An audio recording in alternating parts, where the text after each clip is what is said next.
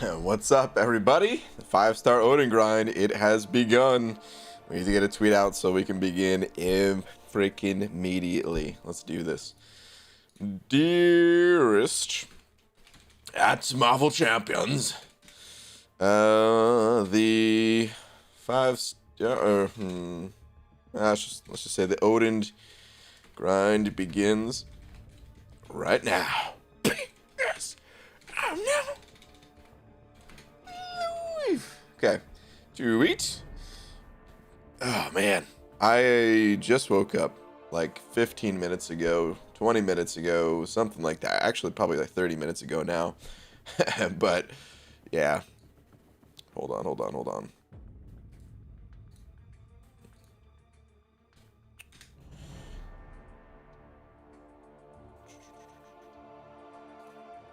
Okay, should be good to go now. All right. What's up, everybody? Let's do this thing, man. I am absolutely grinding for 5-star Odin. I accidentally used some 6-star champions too late last night because I wanted to check something in the arena. It's so stupid of me to do that. But anyway. Wow, those guys are still on cooldown too? What the F? Alright, what up, dude? ABG, get after it, bro. What up, Jay? How you doing, man? Oh, dude, you just set to over 5 as well? Jay, thank you, man. Thank you very much, dude. I am definitely getting after it. I am not letting this guy slip through the cracks. I don't know, what do you want to call it, man? Slip through my fingertips. We're going after this Odin. As if he was a damn 6-star. We're going after this Odin. But Jay, thank you, dude. Appreciate it, man. You will be slapped momentarily. I got suicides on, turned them on last night just to make sure that I'd be good here, you know. Getting slapped around the face, trying to set up a slap. Getting slapped around big time. Slap! Thank you again, Jay. Appreciate it, man. My guillotine's just flailing around, missing every single attack. Damn it. Alright, thank you, dude. Hollow Skeleton also sending over a buck. Thanks, man. We're gonna quit out of this match. Don't need to do that one. Thank you, Hollow Skeleton. Don't know if I... Aha, there we go. Damn, almost. So close, dude. So close. So very, very close. Thank you though, man. John Law also sending over a buck. Hang on. We get the beginning of the grind is the most stressful part. Making sure to load in these champs fast. John Law just saying, go get him, BG. Thank you, man. Appreciate it, dude. Thank you very much, guys. Oh man, it's so early for this grind. You know, I wake up a lot earlier these days, so this is not really that early for me to be waking up, but it's early for me to be waking up and grinding. I've not been doing this recently. Did you eat some breakfast, BG? No, man. Breakfast? No way. Literally woke up, looked around at like I posted, you know, something on Twitter, and then just to troll people, I posted my Weapon X expiring, and then I just started getting the stream together. Started making the thumbnail, the cutoffs, all that stuff. That was it. This is really an early grind. It definitely is. Definitely is. Good luck, BG, going for 100 mil. I don't know what I'm going for, to be honest. I don't know. I'm just gonna go as high as I can. I don't think I'm gonna refresh. I should be able to get to what I feel is a safe score. Well, again, I don't know what a safe score is. But I should be able to get a pretty decent score without refreshing. So that's kind of the goal. Whatever that is. Crap, did I fight all 3 there? I only want to fight 2 and quit out. Whoops. Do you have a general strategy for arena? I'm gonna sit on my butt all day long with my game open and grind. No, I don't know. There's not, you know, of course I'm joking there, but there's not that much strategy to it, to be honest. It mostly is just running my top 6-star champions, then my top 5-star champs, then my top 4 stars. When my 4 stars refresh, I'll run them again. When my 5 stars refresh, I'll run them again. The 6 stars refresh, and so on. That's all there is to it, really. You know, I've got the speed masteries on, which is basically just suicide masteries. I am going to have to swap between masteries when Alliance War starts, because for war, I don't run suicide since I run torch. For most of my fights, all of my important fights, at least, are torch. And sometimes Sorcerer Supreme, and neither of those champs are suicide friendly. Dark Stank Dungeons, and over 2 saying, you got this, BG. You'll be in the top 100. I feel it. Thanks, man. Hope so. I don't know if people are underestimating this guy or what. I'm kind of hoping that people are, but he's worth going for. I can tell you guys that much. Easy, sent over $1.50 with a salt shaker, saying, morning, brain. Good luck on getting Odorino. Thanks, man. Appreciate it, dude. Rags also sending over $1. Thanks, man. Saying, actually, hold on, let me load in these next champs first, and then I'll see what you're saying. You and you. We'll get into the 6 stars real soon here. Keep accidentally doing a 3rd fight, which I don't really want to do. Here's what we're gonna do. I'm gonna quit out of that fight against Kingpin. So BG, I feel like you're missing an opportunity with your soundboard and the laugh track. Can we get a cam laughing meltdown on that bad boy? Oh man, that's actually a great idea. To get the cam laugh, but I don't know. I feel like that's like a copyrighted thing right there, man. The cam laugh. The cam laugh is so good though. That's pretty funny, man. I might save that just for the special times that he's on. But yeah. Daenerys said it over 5. Thank you very much, saying I'm just dropping by, BG. Gotta go back to work. Have fun. Daenerys, thank you very much. Appreciate the 5. Hope you have a great day at work. Thank you very much. Have you ever grinded for a top 300 instead of 150? Yeah. I grinded for... The last champ I grinded for was Spider-Ham, and I'm pretty sure that was top 300. What was Sasquatch? Because I think Sasquatch was the last one before that, if I recall. Might have been one other in between there. I'm not sure. Brian, please tell me you claimed Weapon X. There's plenty of time to claim him later, man. Don't worry. Don't you worry. Plenty of time. As soon as I grind all of my 5-star, 6-star, and 4-star champions, and get some lunch, you know, and then maybe grind the 4 stars again because they'll be off cooldown. Then I'll claim them then, so it's all good. No, I actually did claim them, but if anybody comes in here asking, what Weapon X? He expired. But no, I claimed him. Don't worry, guys. Don't worry. Just completed Realm of Legends. Hey, congratulations. Big milestone. Hey, Brian became Cav today and got Cole as a 6-star and duped my 5-star Doms. Nice, dude. Congrats on the fresh Cav title. Awesome. Weapon X movie points. Yeah, I know. Here, watch. We'll go use them right now. I'll do this fight. The multiplier's up there enough. I need to quit out of this one. But I'll use them after this. Don't worry.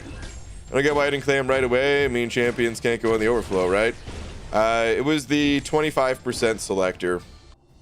I'll post a video because I recorded the reason why, because I'm sure people forgot because it was so long ago that I said I was going to hold on to him. But essentially, I was not claiming him because I wanted to see who I would get out of my opening. So yeah, but here he is, right here, the old Weapon X. Want Weapon X purely for Abyss reasons? Dude, you and the Abyss, I tell you. But I got him. He's here, he's safe. No worries. UG, how many beans does Venom the Duck have to eat to stay nourished? Oh man, good question. Like, Venom the Duck, I mean, he's such an advanced creature that nutrition to him, it's just like breathing. You know, as long as he's breathing, he's good. And even then, he can hold his breath for years and years at a time. But, I mean, beans, magical fruit. Even Venom the Duck has to have some beans. So, I don't know how many he actually has to have, but as far as how many he wants to have and eats on a daily basis, we're talking about like 3,000-4,000 beans, you know? UG, should I rank up 5-star Silver Surfer over the champion? To be honest with you, I don't think either of those champions are that strong as 5 stars. Silver Surfer, I would prefer over the champion myself. But he also has a little bit of a difficult playstyle to master. And if you're early on in your 5-star progression, I would just rank up 4 stars and wait for a different 5-star. Straight up. Listening to you and playing a game called Stardew Valley Donut Cop. Hey, Star would like to hear that. I always wanted to play that game. I always really liked the graphics and the sound for that game and stuff like that, but I never played it. But maybe one day I will. JR Slanders, over Buck, thank you, dude. Saying, BG, did you know that Venom the Duck was the original founder of Charlie McDennis? Yeah, of course. No wonder that game's so good. He was, however, removed from all documentation because of foul play. Boo. There should be a law against including puns in Venom the Duck facts, I tell you, man. Boo, dude. Take a lap. Take an early lap. Ugh. Boo. But no wonder Charlie McDennis is so good. Makes all the sense in the world. Fluffy Monster sending over Buck saying, here is a short and sweet one, just how you like it. Happy birthday and good luck. Oh my goodness. Thank you very much, even though it's not my birthday, Fluffy Monster. But thank you, dude. Appreciate it, man.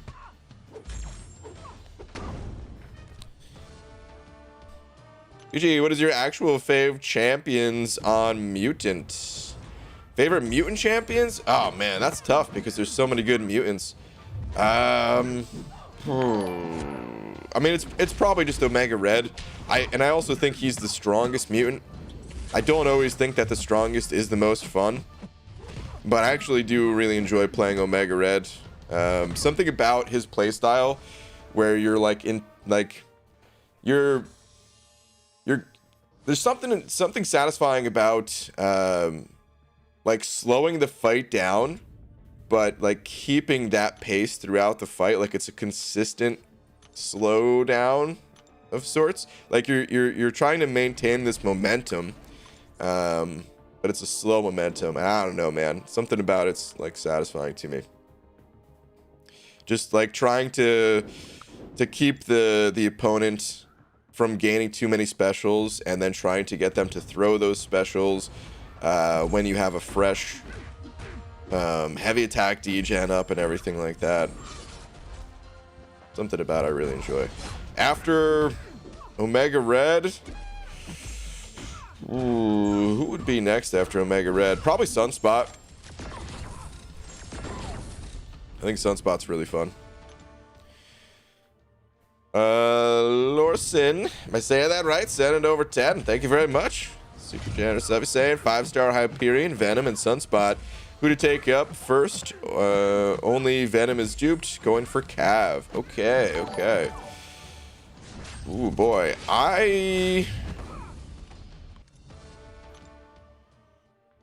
Do you have... this is tough. I think I would just go Hyperion. Oh, man, I don't know. It's between Hyperion and Venom. Let me just put that out there right away. It's between Hyperion and Venom. Sunspot, I was just saying I love Sunspot. He's really fun to play, but for Cav progression, I don't think he's the greatest. And right after Cav progression, you want to move into Variant progression. And Venom is by far the best for that type of progression.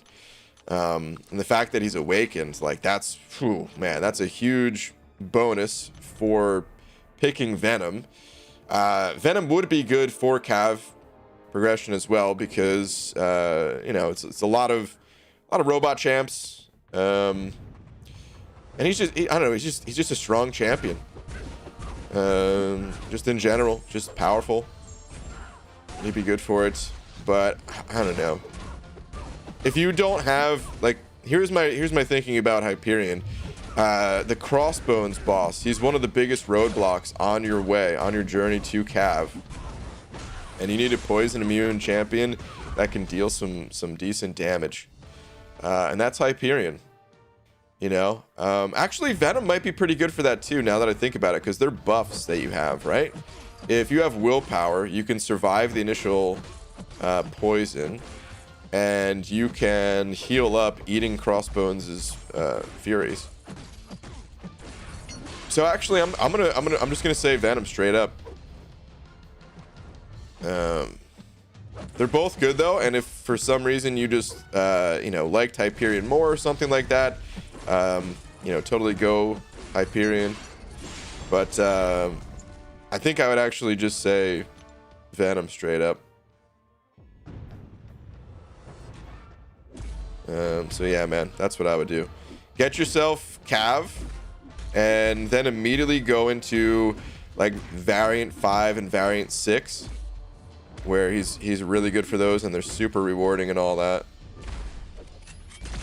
Oh, buddy, you want to go? Well, we're both gonna be unstoppable.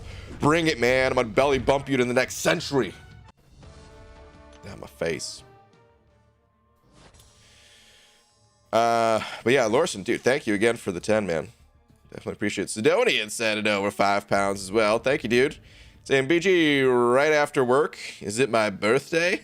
What's up, Sidonian? Well, it ain't my birthday, I'll tell you that much.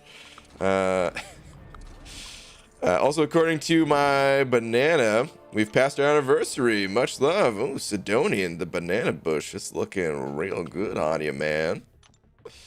Dude, thank you for all the continued support. Is Odin buffed already? He is not. It's gonna take, they said the estimate for the Odin buff is gonna be May, I think is what they said in that forum post. Why 75 mil? Why is Odin so high? Strong, man. He's, I mean, himself, he's not strong. Not yet. We'll see after the buff. But as a support champion, very strong. I will probably use Odin on a daily basis. Well, I keep saying this slightly incorrectly. I will probably put Odin on my team on a daily basis.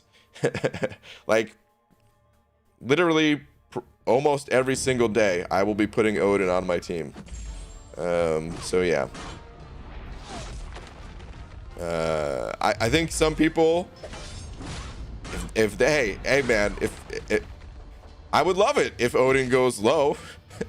And sure, it's an easy grab for me, but because I do think some people are underestimating just how useful he'll be, because, well, he's not Apocalypse in terms of like being a powerhouse champion that also turns you into a horseman type of thing. He is mostly just support, but the way that he supports, I don't know, man, it's pretty crazy.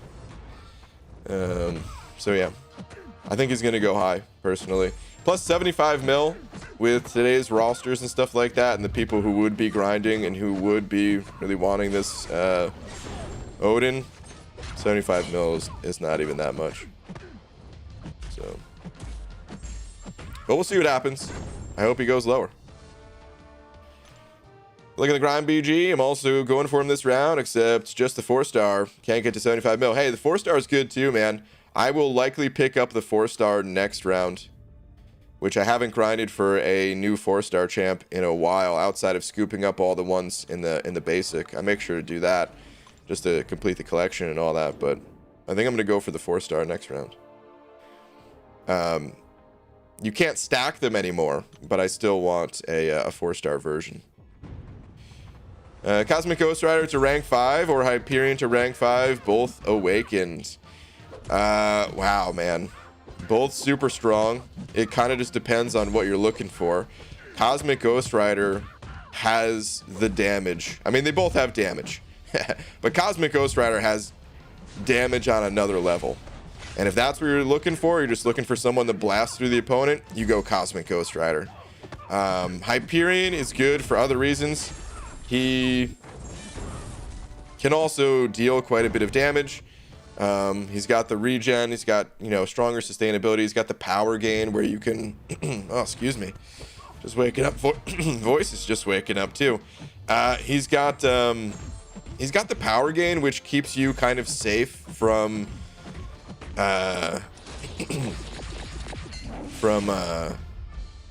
like not needing to parry in certain situations at all, where like you can just literally spam special ones. And even take down opponents like Electros, where, you know, you don't want to make contact. Like, there's good reasons to go both champions, and I can't really tell you which one to go with. You just got to think about what you are, you know, looking for in particular. But yeah, they're both good. And honestly, you probably want to get both of them ranked up at some point, so might not even need to stretch it or stress it that much. Dude, my game is completely frozen. Well, this is happening so much lately. What the F? Holy crap, man. That was a long freeze. Whew. Did I accidentally... No, I didn't accidentally, like, hit the side of the screen where it would have minimized, because then that automatically pauses it, right? Like, what the heck? Seth Neer sending over a buck. Thank you, dude. ZNA contest champion, it's the contest champion here. Plan on using any 6-star boosts? No, I don't think I'll need to use any 6-star boosts. I do have one that's expiring, and I should use that actually. Let me go see which one is expiring. Good call. I've got one right in the overflow. I've got a 5-star in the overflow as well. Okay, mutant. Sure, let's do that right now. The next mutant champ. BG, in case there was any doubt, featured calves are the devil. Oh, Jay. That doesn't sound good, man. Bummer, dude. Bummer. BZ on L Beat set it over 5. Thank you, dude. Saying just became Thronebreaker last night. Hey, nice, man. Congrats on that fresh Thronebreaker title. Explored 7.1 and then ranked up Claire. Got crapped on with the Nexus and the 6-star crystal, but it was worth it. Dude, that's awesome though, man. Claire, super strong rank up. Don't even give me that garbage about me not picking Claire, everybody. But she's super strong. Bummer on the Nexus and all that, but congrats, dude. That is awesome, man. Congratulations. Thank you very much for the 5 as well. Welcome to my MCOC life, Brian. It's especially fun when the screen freezes up when you're quaking. Oh god, I can't even imagine that, dude. Can't imagine that. Hopefully they get these bugs sorted at some point here, man. We've kind of been dealing with them for a while, it seems. Some of the like the freezing and lag issues. We could use a more maintenance-y style update to fix some of this stuff. I mean, they're always fixing stuff, but these issues have been going on for a while. That egg you got is slowing down the server? Yeah, maybe. Also experienced the power of red mags. Oh yeah, dude. Use my rank 3 5-star against Gwenperion and one-shot her both times. Dude, with your rank 3 5-star? He's definitely getting ranked up when I get the resources. Yeah, man. Holy crap. Doing one-shots with a rank 3 5-star in Act 7. Dude, you're at like a you're at like an Act 5 power level champion in Act 7, still getting one-shots. Yeah, Max is a beast. What up, MSD? News from Kabam Mike. Wait, what? News from Kabam Mike. Brian, did you hear the news? In April, we are 100% getting one of these pieces of content. Summer of Pain, Variant 7, or 7.2. Interesting. I think it's going to be Variant 7 with an overhaul to tie along with it.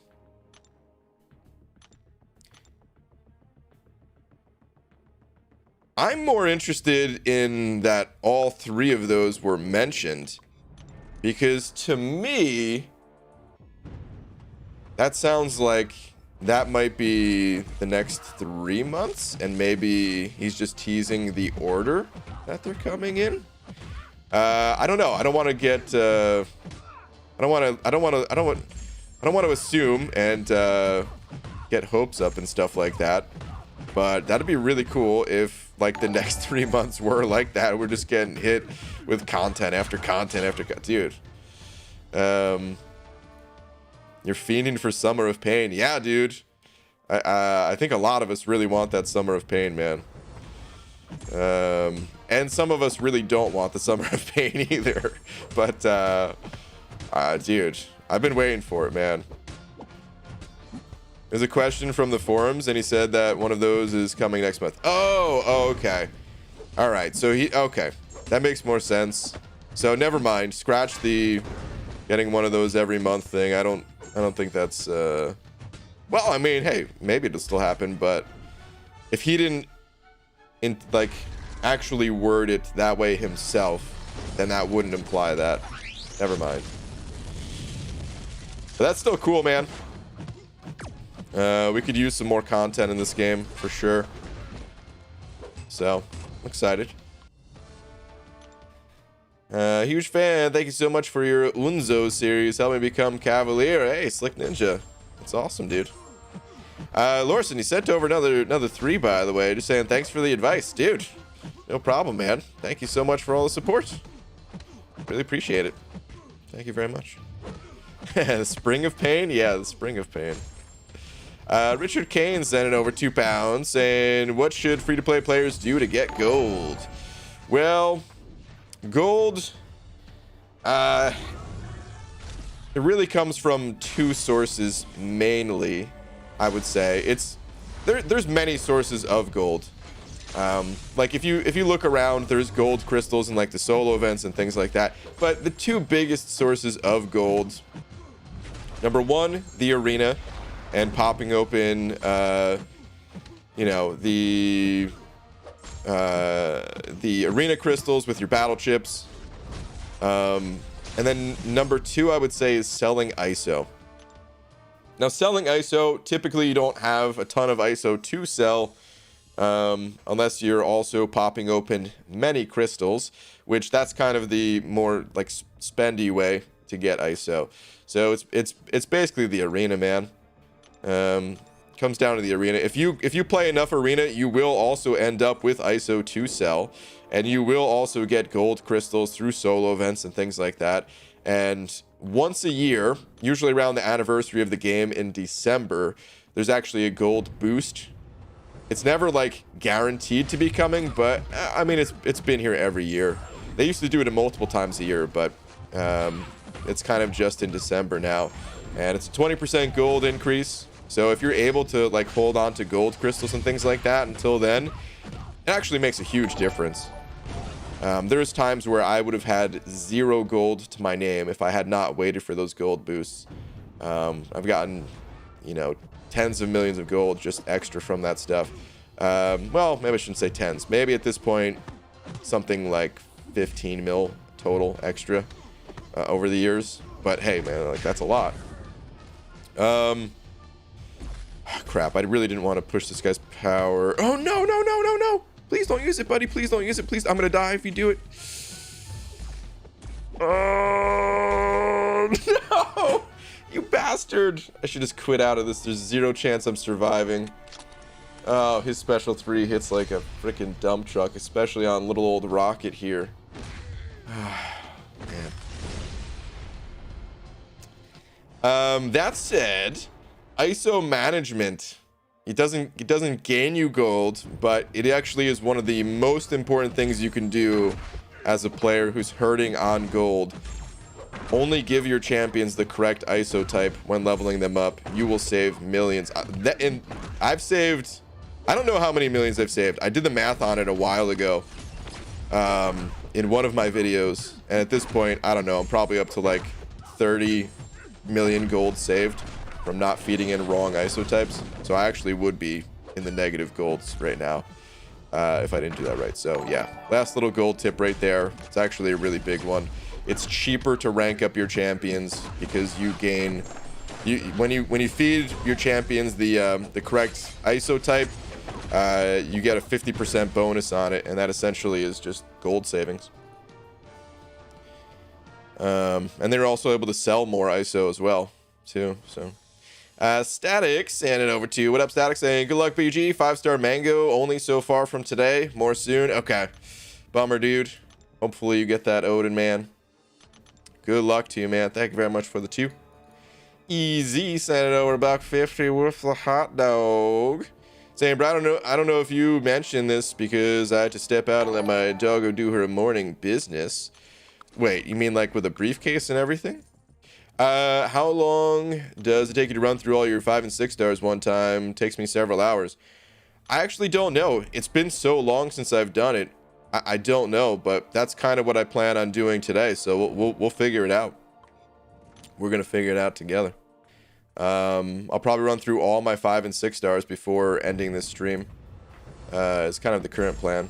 So, but dude, thank you very much for the $1.50. I would, if I had to estimate it, I would say 2.5 hours, maybe. We'll see. Lars sending over 20 of them DKKs. Thank you, dude. Saying for Rocket's medical bill. Oh my god.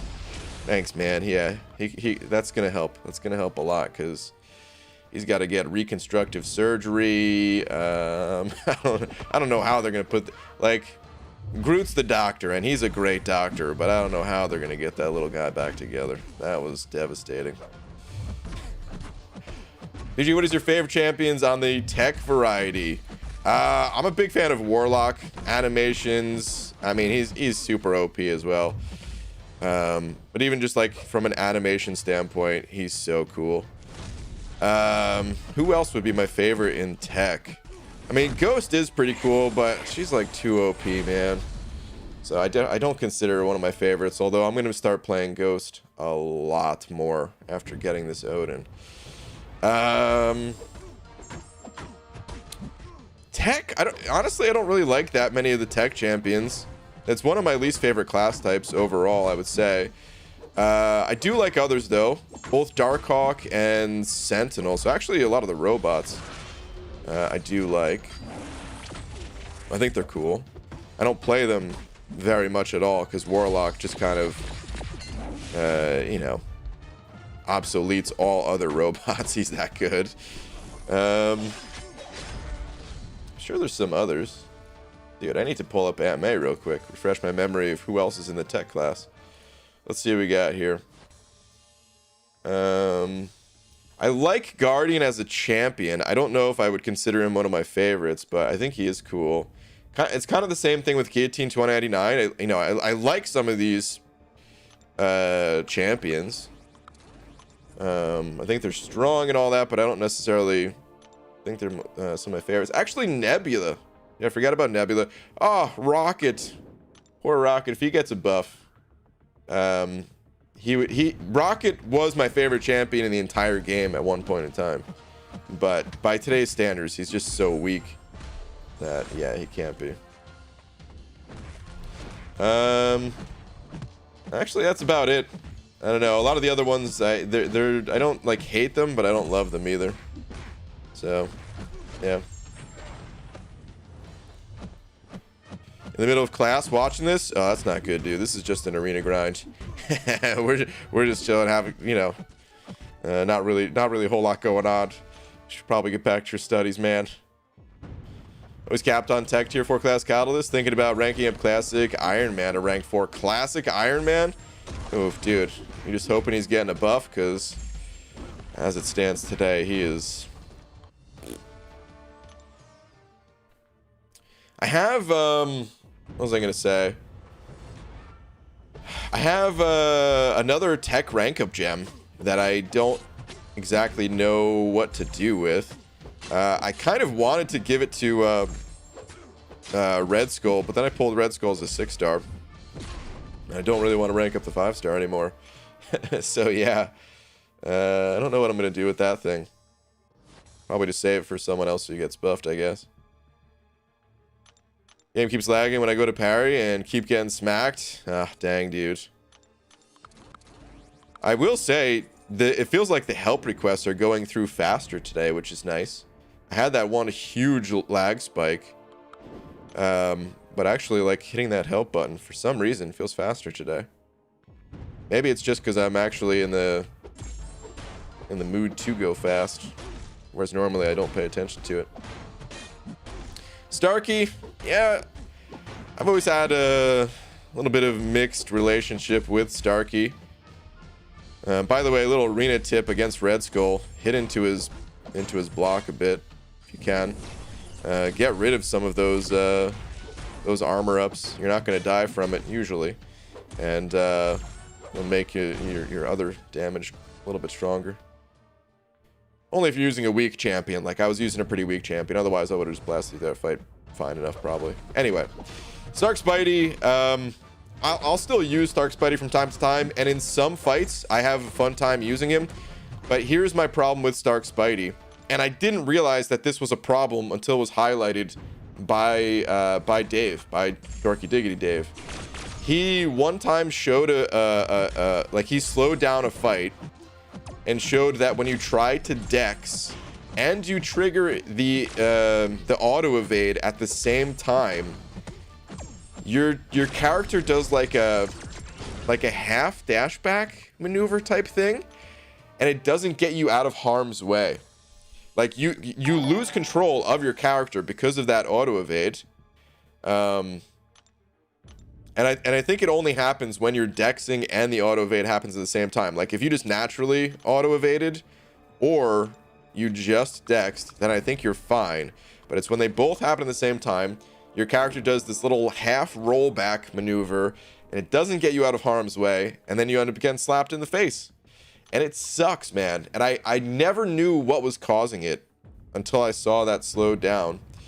But I always felt like I wasn't in full control when playing Stark Spidey. And that's what it was. If it wasn't for that, I would actually really like Stark Spidey as a champion. Sid Sol, am I saying that right? Saying, didn't know over 40 rupees. Thank you very much. Saying, 3-star Rocket got me Conqueror 3 years back. Respect him. Nice, dude. I mean, I was playing Rocket before there was progression titles at all. So yeah, I did have respect for him. It's just today, man, he needs a buff. I really hope Kabam buffs him. Get like they need to do like a back-to-back buffing. I was gonna say they need to buff Rocket and Groot together, but I guess according to Kabam's new buff cadence that they have, they would need to do them in separate months. But if they just do that, like, oh, that'd be so cool. Buff Rocket 1 month and then buff Groot the next. Be sweet. 2018 Legacy is disappointing, dude. For some reason, Legacy, I feel like, never lost control with Stark Spidey. Like, he was somehow able to play around that like it was nothing. He was so good with Stark Spidey. How does he parry that easily? I've just been playing this game for like 5 years, dude. It's just a matter of, you know, practice. You get used to it over time. Play this game long enough, and a lot of things will just start to feel natural to you. UG, can we use the 2015 gem on Lab Ultron? I don't remember what he's classified as. I don't think so, because he wasn't added to the game in 2015, but I don't recall. They should buff OG Iron Man and Superior Iron Man together, like both the mags. Yeah, I don't. To be honest, they could just scrap those characters even. Like, they need buffs, sure, but I've always thought the Iron Man characters and like, I don't know, he's a really cool movie character. Especially, you know, played by Robert Downey Jr. He's such a perfect role, perfect actor for it, right? But in games, I always thought he was kind of lame. I'm sorry to the Iron Man fans, but like, I almost don't want to see him take up another champion's buff spot. Like, I'd rather it go to Iron Fist or OG Storm or Cyclops here. Dude, buff Cyclops, please. I can't stop pulling this guy as a champion. He's a pretty iconic X-Men character that, aside from being very effective, is not very effective. In the hospital for a blood draw. Thanks for the distraction. Ooh, okay, dude. Hopefully all's well.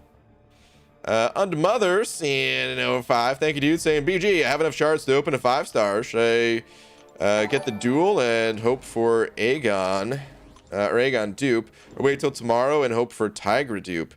Oh, dude. Tigra. You are the Tigra fan, man. You gotta go. I would say go for Tigra. I don't know. I mean, the real answer is I would probably look at the rest of your roster and see if you need anything else in those class types. Because eventually you'll get an Awakening Gem and you'll be able to get those champs awakened. And the important thing is just to,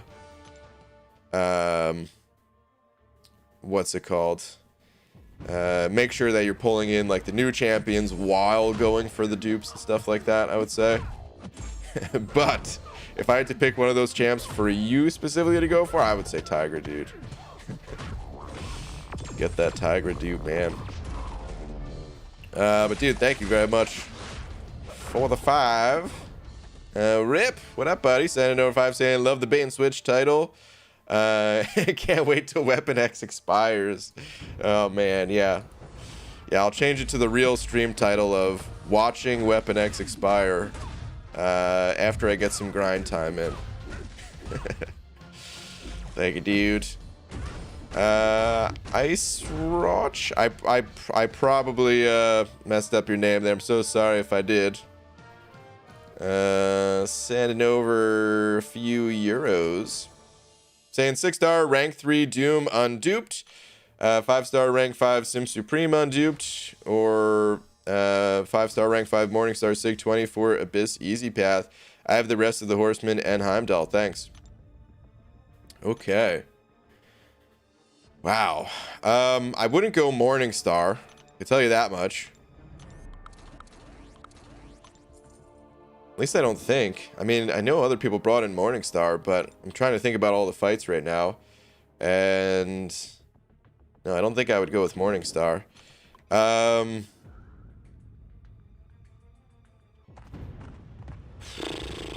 think I would go Doom. I mean, if it was a 5-star Doom, I would probably say Sim Supreme. A lot of people seem to agree that Sim Supreme is better than Doom. For the easy path specifically, and then Doom for other paths. But having that extra rank up on Doom, man, I would just go with Doom. I'd personally go with Doom. Sim Supreme might still be better for maybe like Venom the Duck specifically. I don't know about that one, but I feel like Doom would be better for the other fights. And yeah, the difference, I would just go Doom, dude, personally. If anyone else wants to chime in on that, if they think that that's not the right call, please do, because I don't know for sure that that's the right call, but I can tell you that that's probably what I would be doing, is taking in that big old 6-star rank 3 Doom.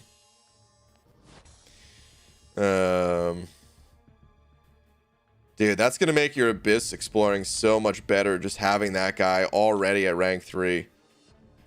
Doom is still good for these paths? Oh, I know he's still good for it, but we're talking about, like, trying to find the best option. But yeah, that's what I would do, man. Good luck on your run.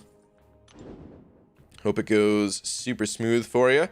I imagine with all those champs, all the horsemen and all that, you'll have a pretty good time. How's Cosmic Ghost Rider? Went lower than Odin. Well, we don't know for sure that Odin is going to go higher, but personally, if I had Odin and I had Cosmic Ghost Rider, I'd be using Odin far more frequently than Cosmic Ghost Rider. So that's why I put the estimated cutoff for as high as I did. It could be wrong. It's just a guess, but I'm gonna be using Odin like every single day. So yeah. I rank 3 6-star Doom, shredding in Abyss easy path. I bet. Yeah. I started playing on my account from when I was 5. Wait, what? I started playing on my account from when I was 5. Wait, are you saying a different account that you started when you were 5 years old?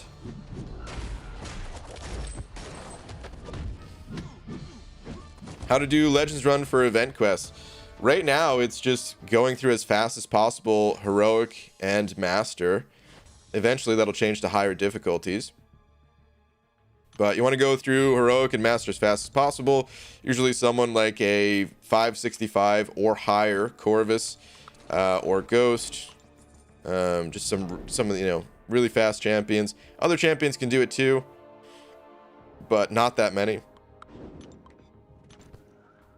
Excuse me, guys.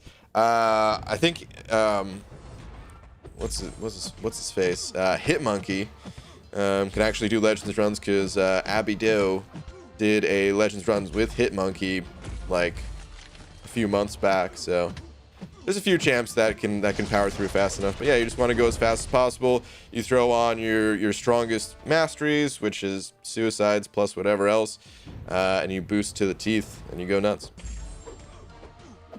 What are your thoughts on Daredevil HK? He's been my top champion for years now, but even after the buff, he seems kind of underwhelming, which sucks because he's my favorite Marvel character. A lot of people seem to think that he's pretty underwhelming, and I agree. I will say, the natural healing that he has with willpower, I feel like if I pulled him at the right time in my progression, I could probably get a lot done with that guy. Just because of like that free healing of willpower. But of course you have to unlock willpower, which is not something you have right off the bat. But aside from that, I feel like, yeah, he's pretty underwhelming. I don't see myself playing Daredevil anytime soon on my account where I am now, for any reason really. When do you think the APOC rewards will come?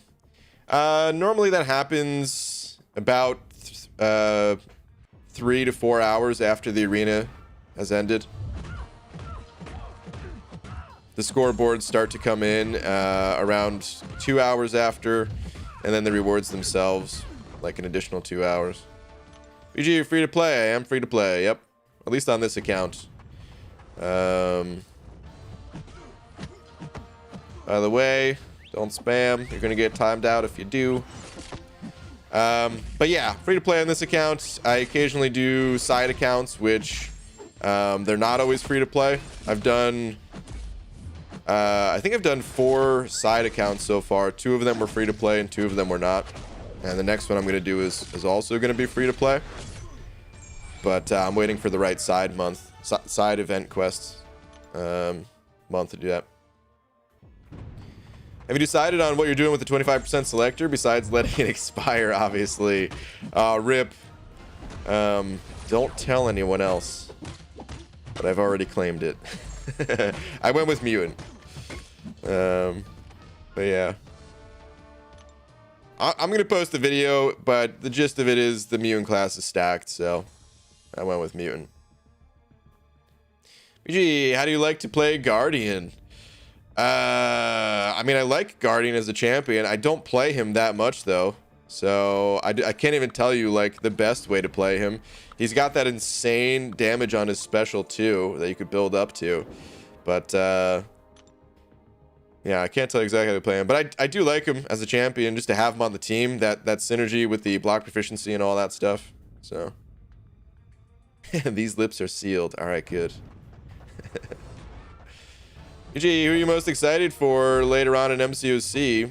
Who are you hoping that you see? Dude, I don't know the Marvel universe all that well.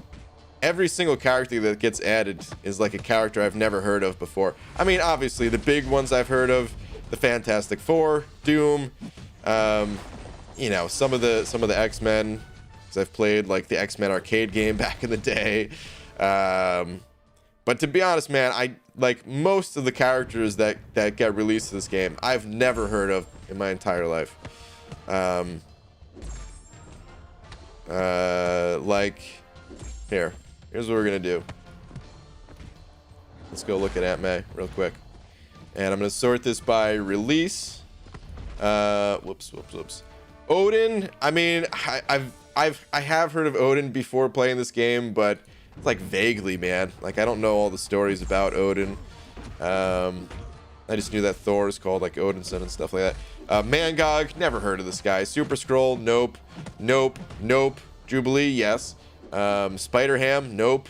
I-Bomb, nope. Immortal Hulk, well, kind of. I knew about this guy before his release, but only because other people brought him up during streams. Cosmic Ghost Rider, nope. Like, and most of these characters, I'm telling you, I've never heard of. So most things are new to me in this game, and as for like who I'm hoping to see get added, I don't really have anyone. I did read about Darwin a little bit when I was reading about Longshot. This is the first time and only time I've ever read comics, is when I made the Longshot origin and guide video where I went into his comic history. And Darwin seemed like he'd be kind of cool in this game, but that's all I know. I vaguely heard of Odin. It's true, man.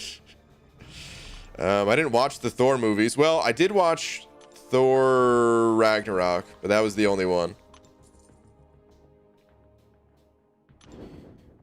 BG going for Odin hard? I am. Or want blonde Natasha or Phil Coulson with a God tier Fury synergy? I know a lot of people want to see that guy added to the game.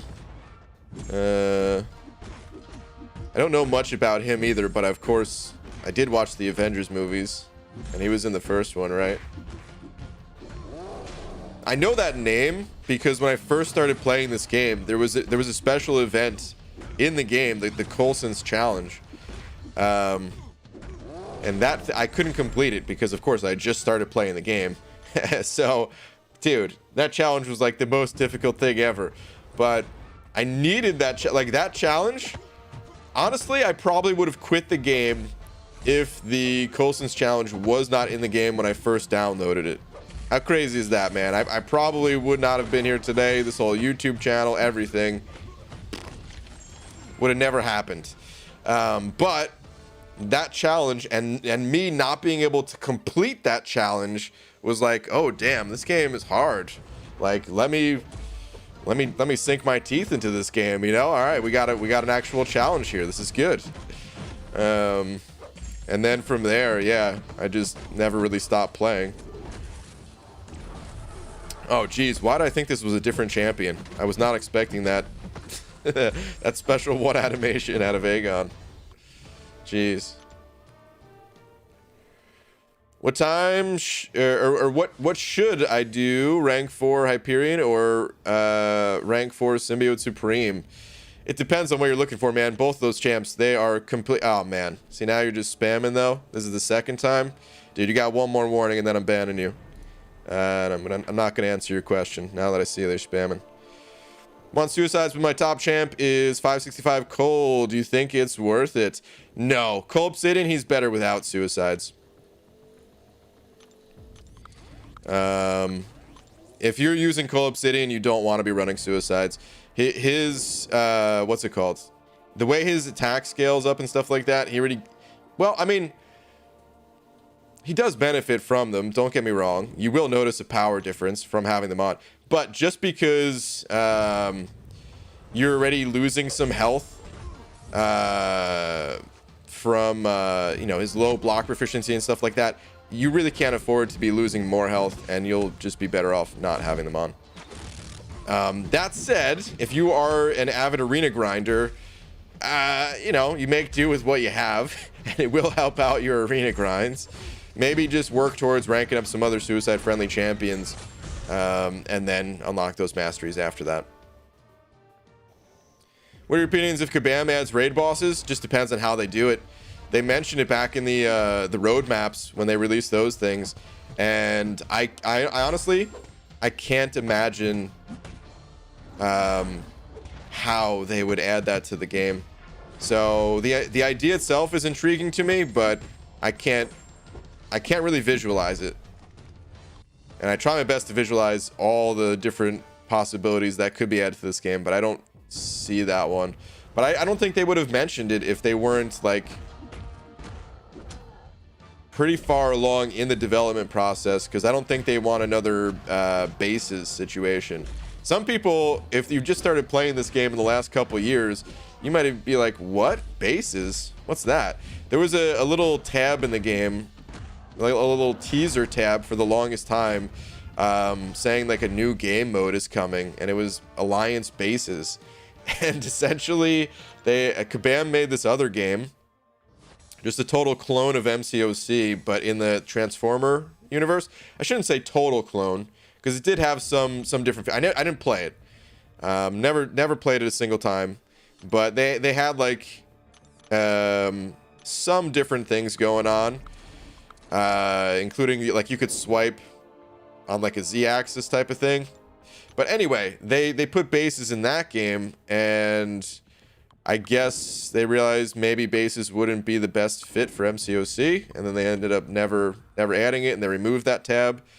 They actually did add some features to MCOC from that Transformers game. You know, the percentage in our health meters?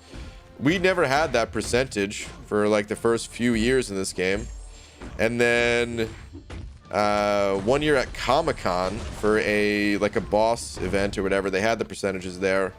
And apparently that came from, like, they added that in the Transformer game first, and then they eventually added it to MCOC as well. A couple other little features. I think the pause menu, having the descriptions and stuff like that, I believe that was also from Transformers. Don't know for sure. Do you think they'll buff the regeneration defense tactic, or just do away with it? Is anyone even using it? I haven't seen anyone use it. I thought people were going to use it just because the protect, what's it called? The protect defensive tactic that everyone's using now, I think is a joke, dude. I mean, maybe they're all a joke. Maybe that's the problem, is that none of the defensive tactics really add too much to Alliance War these days, which I'm not even saying that that's necessarily a bad thing, because a lot of people don't like the defensive tactics. So I'm not saying it's the worst. All I'm saying is I thought taking people a little bit by the element of surprise with having a new defensive tactic, and especially one where power gain is part of it, I thought people would be using it, but no. We haven't seen it a single time, at least in Masters. I think they'll maybe add more champions to it. I don't think they're going to scrap it entirely. Or what their plan might be is to tone down the power of the defensive tactics. They kind of mentioned like they didn't want to buff up some of the absolute strongest champs, the strongest defenders. Like, they don't really want to buff Doom up in Alliance War.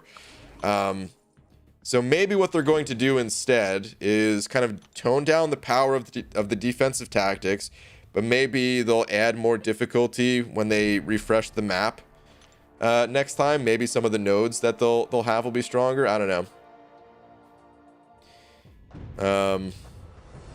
It kind of sucks, man. Alliance Wars, it has such a weird balance to it, because you don't want it to be too hard, because the Alliance War items are super expensive.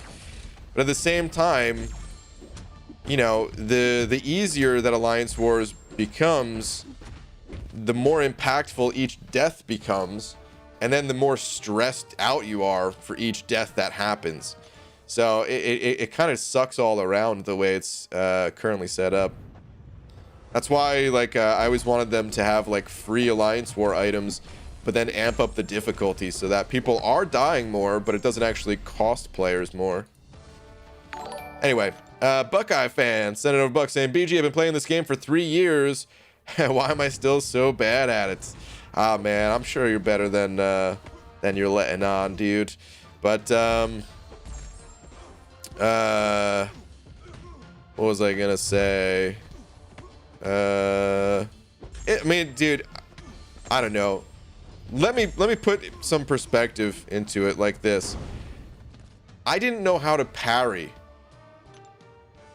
at all in this game for like, ooh, we're going up against Kenobi next. I didn't know how to parry in this game for like 7 months. Like literally the first 7 months that I was playing this game, I didn't know that parrying was a thing. Like, I've always looked at Masteries, even from like the first day that I started playing this game. I was like, ooh, I love these types of systems in games. Of course, Diablo 2 being my favorite game of all time, basically inventing that type of system a little bit. God, my game is laggy. I might have to do a restart. But so like I picked up the parry mastery super early on.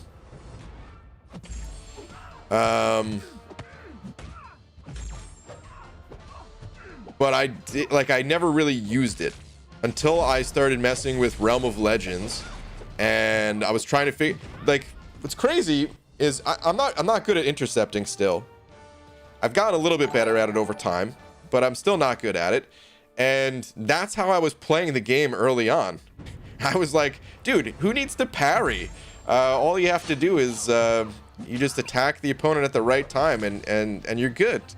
But of course, I couldn't hold that high of combos. I'd be lucky to get a combo in the double digits. So yeah, man.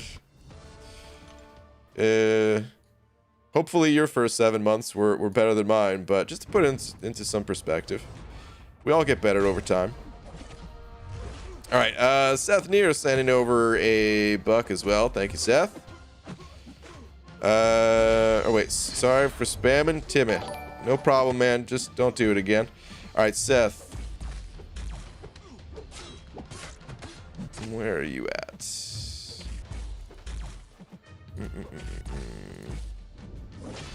BG, why do you think Kabam went to the extreme for a rank 4, 3 tier 6 basic, and 3 tier 2 alpha?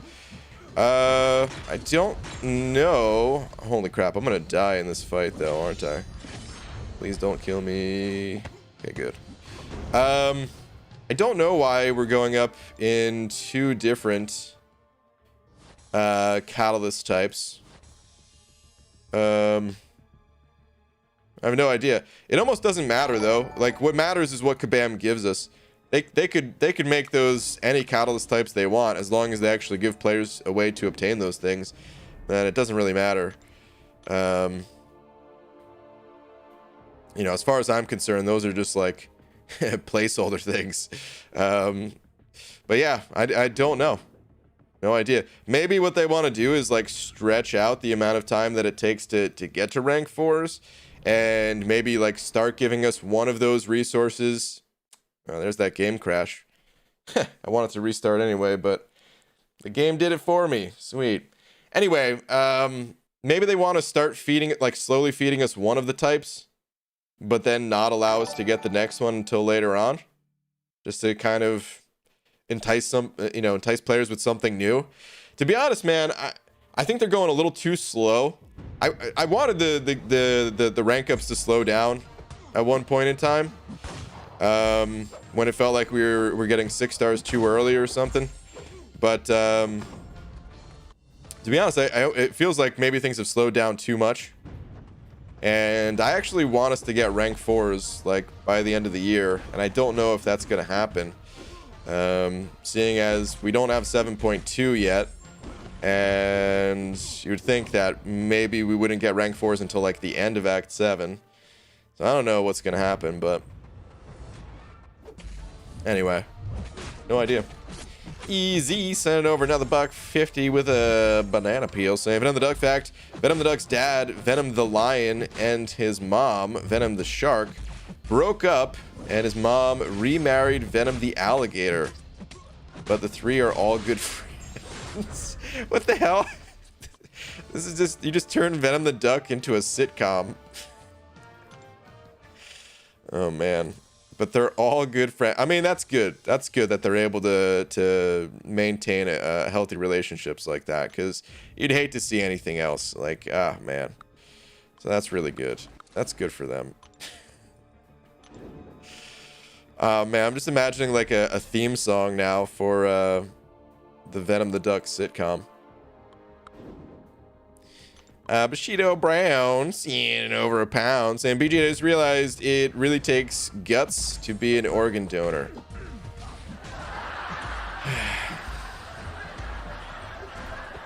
Boo.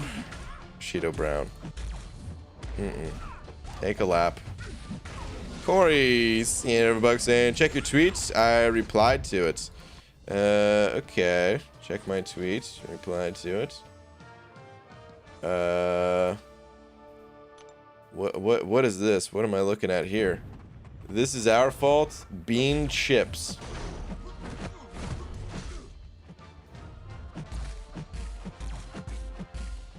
I don't know if I want to eat this. I don't think I do. I like beans, but I like my chips to be of the potato or corn variety. Then again, I don't know, man. Then again, potato chips, if we weren't so used to them, maybe that sounds weird. Like imagine the first guy that ever invented the potato chip, and he was trying to sell it. What is this? This looks interesting. Yeah, it's a potato chip. What the?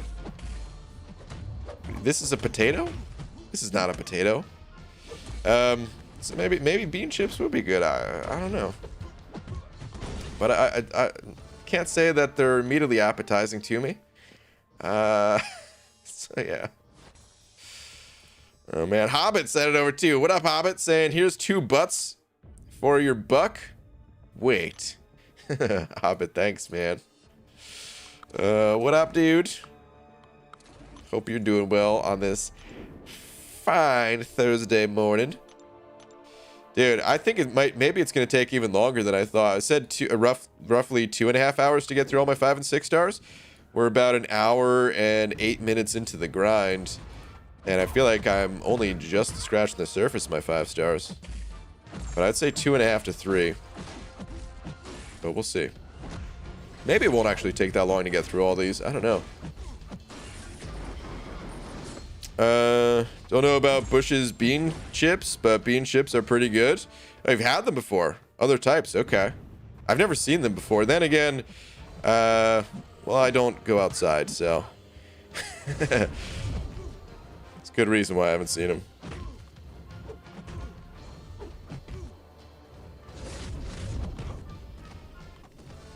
It's morning for you? Sort of. It's 11:09 a.m. Still before noon, so yeah, morning. Late morning, but morning. Sergeant Joker sent it over to you. Thank you, dude. Saying, is this your normal schedule? No. This is because Odin is in the arena. I'll be back tonight, my normal time around. I usually stream starting at 9 p.m. Pacific time, which is in about 10 hours from right now, wherever you guys are in the world. But hey, man, sometimes the grind calls my name, and Odin is calling my name in a big way. So yeah. Default stand over to saying, check the tweeters. Sure. Let me see what we got over in the Tweeterverse. Oh, dude. Congrats, man. Why grind? Just buy one feature like I did. Good luck. Oh, man, dude. You know how many people just want to go pop open one single Odin right now? Odin crystal? Oh, man. Dude, congratulations. Please don't kill me, Gulk. Congrats, dude. You just saved yourself a whole bunch of time. PG, you see my Venom the Duck fact? B. Daniels. I didn't. Venom the Duck fact. Venom the Duck hates soap operas. I mean, soap operas, this is partially true. But he actually hates musicals more than soap operas. He's really against them. Just not a fan of the musicals. For some reason, I don't know what it is, man. Just not a fan of the musicals. For me, it's 209. Watching in school. Oh, man, the amount of people watching in school. Guys, focus on your studies. Just focus on the studies. Okay, we've got some more lag here. Oh, man. Who should I take to rank 5, Ghost or Apocalypse? Man, both of those champs are so good. It really depends on what you need. I consider Ghost to be the strongest champion in the entire game. That said, Apocalypse, I mean, it's situational, because in some situations, Apocalypse is the strongest champ in the game. I'm just going by, like, overall. Hopefully you guys can't hear all the landscape and stuff going on outside. Somebody's mowing their lawn out there. But anyway, yeah, dude, I can't really tell you who to rank up. You got to think about your own situation, like what you actually need, because they're both amazing. Musicals are just excess devil farts. What? Is that how they became? Sorry, what are we talking about? Oh, man. Hobbit, dude, I thought of you. I thought of you yesterday. I was looking for new sounds to add to my soundboard here, and I thought it'd be good to get a toilet flushing for terrible jokes, but I didn't really like the sound, so I didn't actually add it. But of course, as I was looking up sound effects for toilets flushing, I also found like fart sound effects, and you know, listening to them, I'm like, oh man, this is what it's like to be Hobbit. Just sitting here listening to farts and cracking up. Like, the names of the sound effects were cracking me up. It was like long wet fart or something like that. Just like, oh god, I gotta listen to this. I didn't actually put it on my soundboard, so don't worry to anyone who doesn't want to listen to that. But in the moment, it was funny. Jacob Nilsson sent it over 10 SEKs. Thank you, dude. Where are you at? Let me see. Aha, right after the message. All right. Hey, rank 5 Domino or Awakened Sunspot? Oof, this is tough. I personally consider Sunspot to be the stronger of the two, and I would go Sunspot. But I know this is a little bit of a personal preference call, where some people much prefer Domino. But I prefer Sunspot between the two pretty strongly, in fact. His ability to parry and just not take any damage is really strong. His overall just damage output, like, they both have strong damage output, but I would say Sunspot is more consistent, where his damage kind of sucks until you build up a prowess or two and then pop a special 2, and then it's pretty consistently strong as hell. You know, of course, man loves it also depends on if it crits, so there's some inconsistency there. It's not a guaranteed crit or anything, but I would say if he feels more consistent to me. So I would go Sunspot, but like I said, it's personal preference, so you might need to play them both and just follow your heart on it. Figure out which one you enjoy more. But I'd go Sunspot. Thank you very much, dude. Good luck. Black Seraphim sent it over to saying 2 Odin farts, please. I can't do Odin farts because I don't have Odin farts. I could do a parry fart for you though. Maybe if this guy allows me to parry him. Actually, he's just gonna die to the special 2, isn't he? Yep. McFabio changed Brian's perspective on certain champs a bit. There's a parry fart. I'll give you one more. Nope, that was misfire. There we go. A bit for sure. And that dude, that's one of my favorite parts of playing on a new account, and I hope that it happens again. The next time I start a new account, I'm hoping to play a champion that I've never played before. That way I can learn exactly how they work, all their strengths and weaknesses and stuff like that. And yeah, getting that Sunspot was just so good. And then getting Doom on the Unzo run where I hadn't played Doom before then. It's perfect. Sky sending over 3. Thank you, Sky. Saying, hey, BG, any way you could look at my profile when you get a chance? Dude, during the grind, it's not really going to be possible, man. Like, I'm trying to stay as focused on the grind as I can. Big 1234 is the username. Need some advice on who to rank up within my top 5.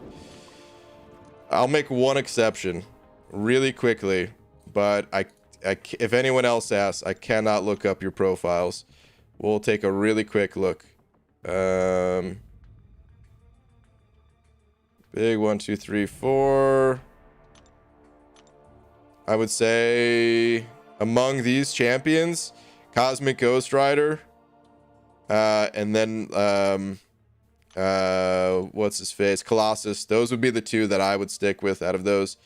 By the way, just oh god, wrong quest. For future rank up advice and stuff like that, I usually can't tell much from looking at the profile. So like that's with just the little bit of info that I've seen in your profile. But I don't know who else you have ranked up. I don't know what other options you have, things like that. The best way to do it is if you send over a picture on Twitter. This way I don't need to leave the arena. I can keep grinding, and then we could also look at more of the full picture of where your account is at. And I can give some better advice on, you know, just looking at all the champs you have and things like that. But just looking at your profile, Cosmic Ghost Rider and Colossus, those 2 can do quite a bit together. I mean, they don't really synergize together, but still, just because they're very strong. So yeah.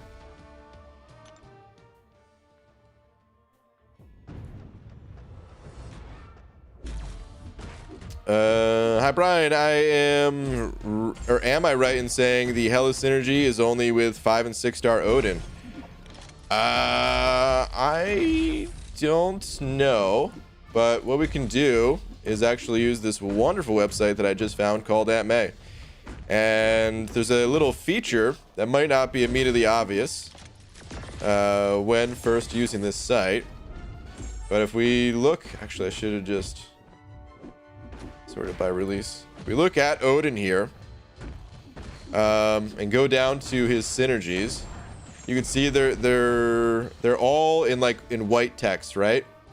But if we actually change this to, let's say, a 3-star, you'll see some of these are grayed out. I guess they're still white text, but the background is more grayed out. So a 3-star would not have these 3 synergies. Which one is the one with Hela? Warmonger. So let's change this. Let me get some new champs in the arena first real quick. Man loves beans. So we've got the 4-star loaded in and no synergy. So yeah, looks like that's going to be the 5-star and up. If you want that Hella synergy, you're going to have to get yourself a 5-star. Yep. Bo, send it over, Buck. Bo, thank you, dude. Saying what's going on, BG. How many people from For Loki do you know of that are also grinding for Odin? I don't know. I'll probably have a better estimation tonight. But I don't know. I imagine we've got some people that are going to be popping open crystals for Odin. And if they don't get him, then they'll probably grind. But I don't actually know how many people are going for it. Hopefully a lot of people, because it'd be nice to have as many Odins as possible. Even if you can't stack him anymore. He's going to be useful, so yeah. But yeah. I'll try to get a tally on that for tonight.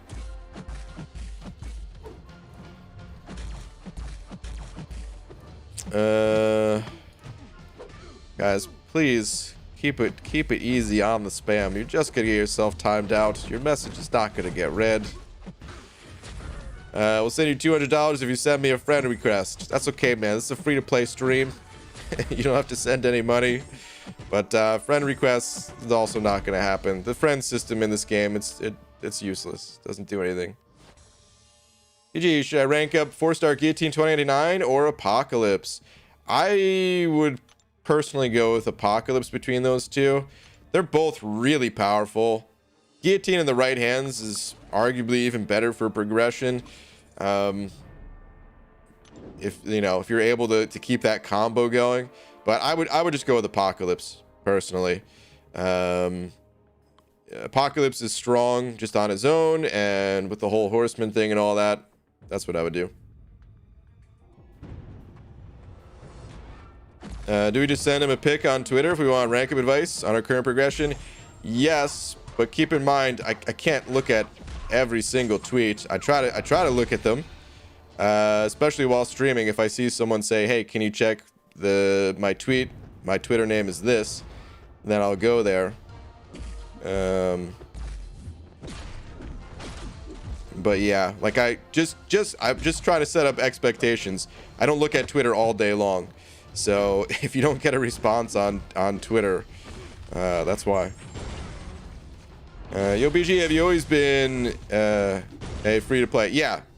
This is not like fake free-to-play where like I spent a whole bunch of money and now I'm free-to-play. No, this entire account is 100% free-to-play. 6-star Havoc duped rank 3 or Colossus unduped rank 3? I would go Colossus. Even unduped, don't care. Colossus I think is way stronger. Usually She-Hulk or Spider-Gwen? She-Hulk. It depend a little bit on your situation, but just in general without any other context, I like She-Hulk more. Tried to run a zone 7 with a random, use my best team, and the person quit out in the first room. Oh god. Yeah, dude, doing incursions with the random matchmaking is not a fun time. Dr. Doom is a beast. He is a beast.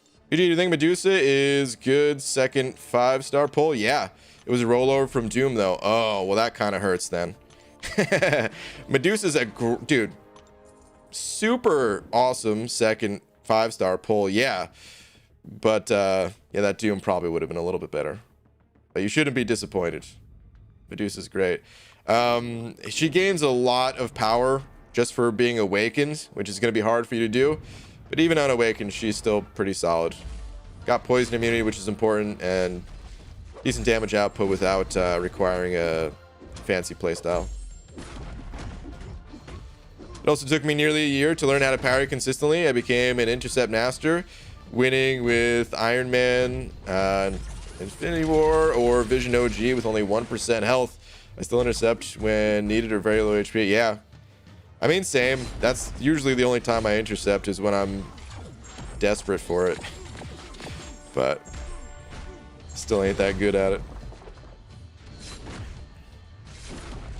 Come on, bud. Throw that L2. Do I even need to bait it? I don't need to actually bait it. Let's just take it down. Later, Fury. Just sent a tweet. Twitter name is gjelly23. Okay, let's see what we got.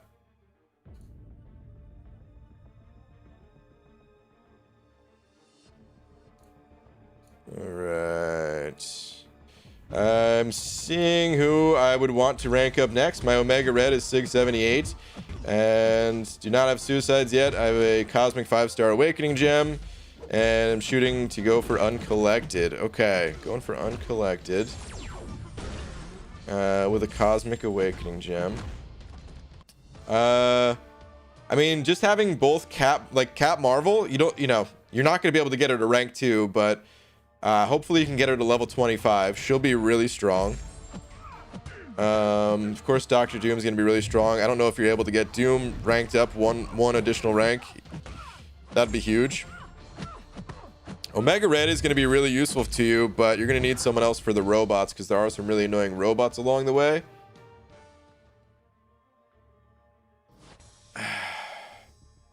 Like,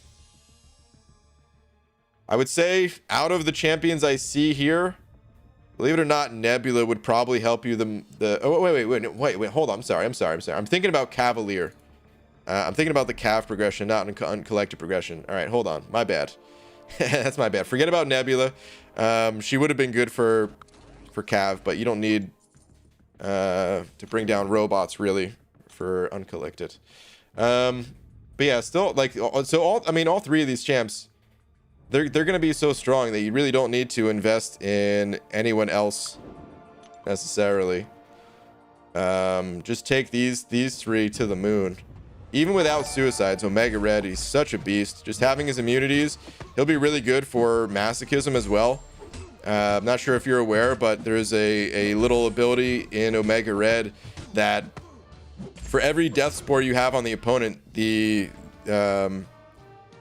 minus 10% chance for the opponent to shrug off debuffs, which include stuns. And the masochism quest is everyone's most difficult quest when going to uncollected. So yeah, just getting Cap Marvel up to level 25 and then trying your best to rank up both Doom and Omega Red.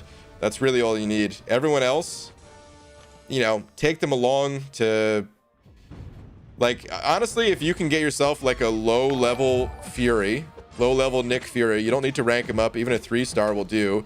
Put him on the team to synergize with Cap Marvel. And then put a low-level Sabretooth on the team to synergize with Omega Red. And then just run those three, and you'd be good to go. Hopefully you have those champs. If not, well, crack open those 3-stars and PHCs and hope that you get them, you know? And pop open dual class 4-star mutant and skill to try to get those champions if you don't have them too. Nadia Rabarski sending over a buck. Thank you very much. Saying, good afternoon, BG. Check Twitter, please. Sure. Let's see what we got from you.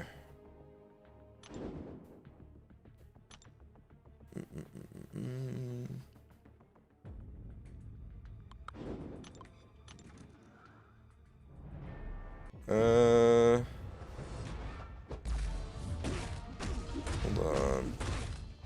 Do you have a different name on Twitter, or am I just not seeing it?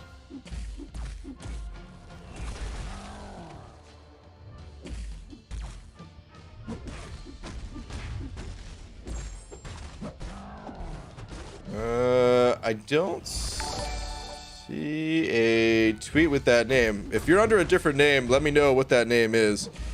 Because I don't see a tweet from you. Or just double check that you're not set to private. It's on my husband's Twitter. Okay, what's your husband's Twitter? Who puts Nova in the arena? I know. Who puts Nova in the arena? What a pain. Seth Neer said it over 3 as well. Thank you, Seth, saying enjoy yourself a nice jug of OJ. Thanks, man. Appreciate it, dude. Will do. Gatorade 2 said it over 2 as well, saying Venom the Duck fact of the day, please. Okay. Did you know? A lot of people don't know this about Venom the Duck. But did you know that he actually invented the Dewey Decimal System?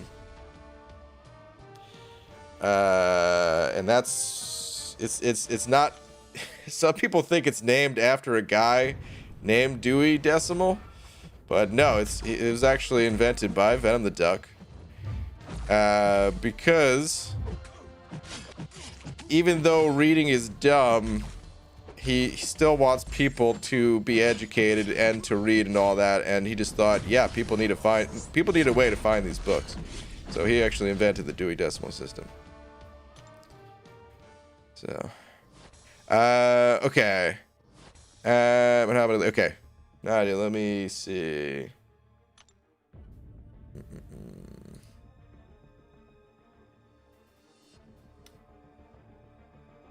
Oh, I can't put this on stream. I'm sorry.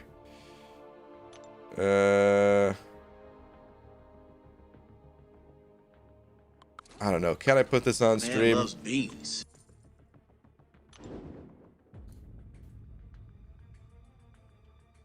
All right, I'll put it on stream. I don't think they would mind. I don't want to, I don't want to start any any drama or hate towards other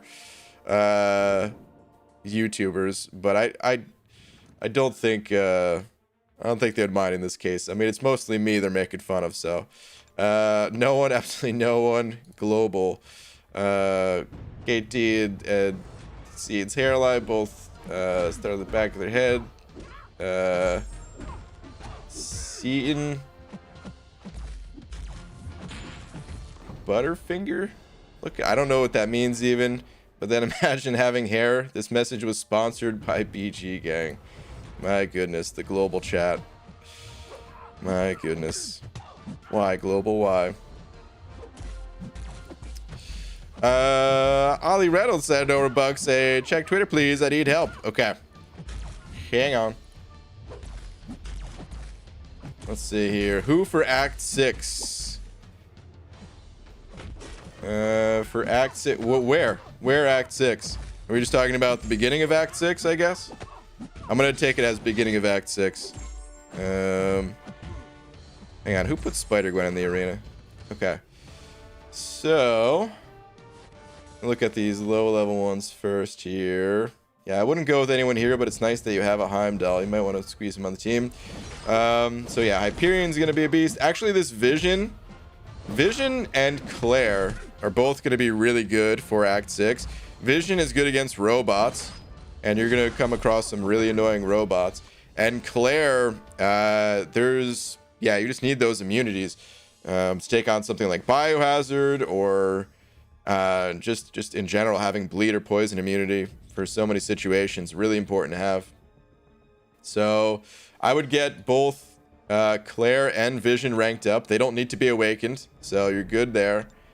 Pair that alongside Hyperion. Namor kind of needs to be awakened. However, that's from like a very high level perspective that he needs to be awakened. He can actually deal good damage without being awakened. He doesn't gain any, well, technically gains a little bit of damage from being awakened when you're dealing with reflected damage. But the point is, you can actually deal some really good damage just by doing like his special 3 into special 2 loop. So yeah, he might not be your go-to. You probably want to use like Claire the most because she has that sustainability along with Hyperion and Vision. But you could still put Namor on the team, and I would. And then after that, probably just Beardo. So those are the general 5 I'd probably be working with, and then depending on the quest, I'd maybe fluctuate a little bit who I'm using. But I would say those champs that I mentioned, try to get them ranked up as much as possible. Hopefully that helps. Man, I turned off Global years ago. I forgot it existed. Yeah, same. Nobody in Global knows who you are either, Hobbit. Touche, self. Touche. Burns. Wow, Hobbit. Oh, man. But yeah. But dude, I turned off Global the day I downloaded this game.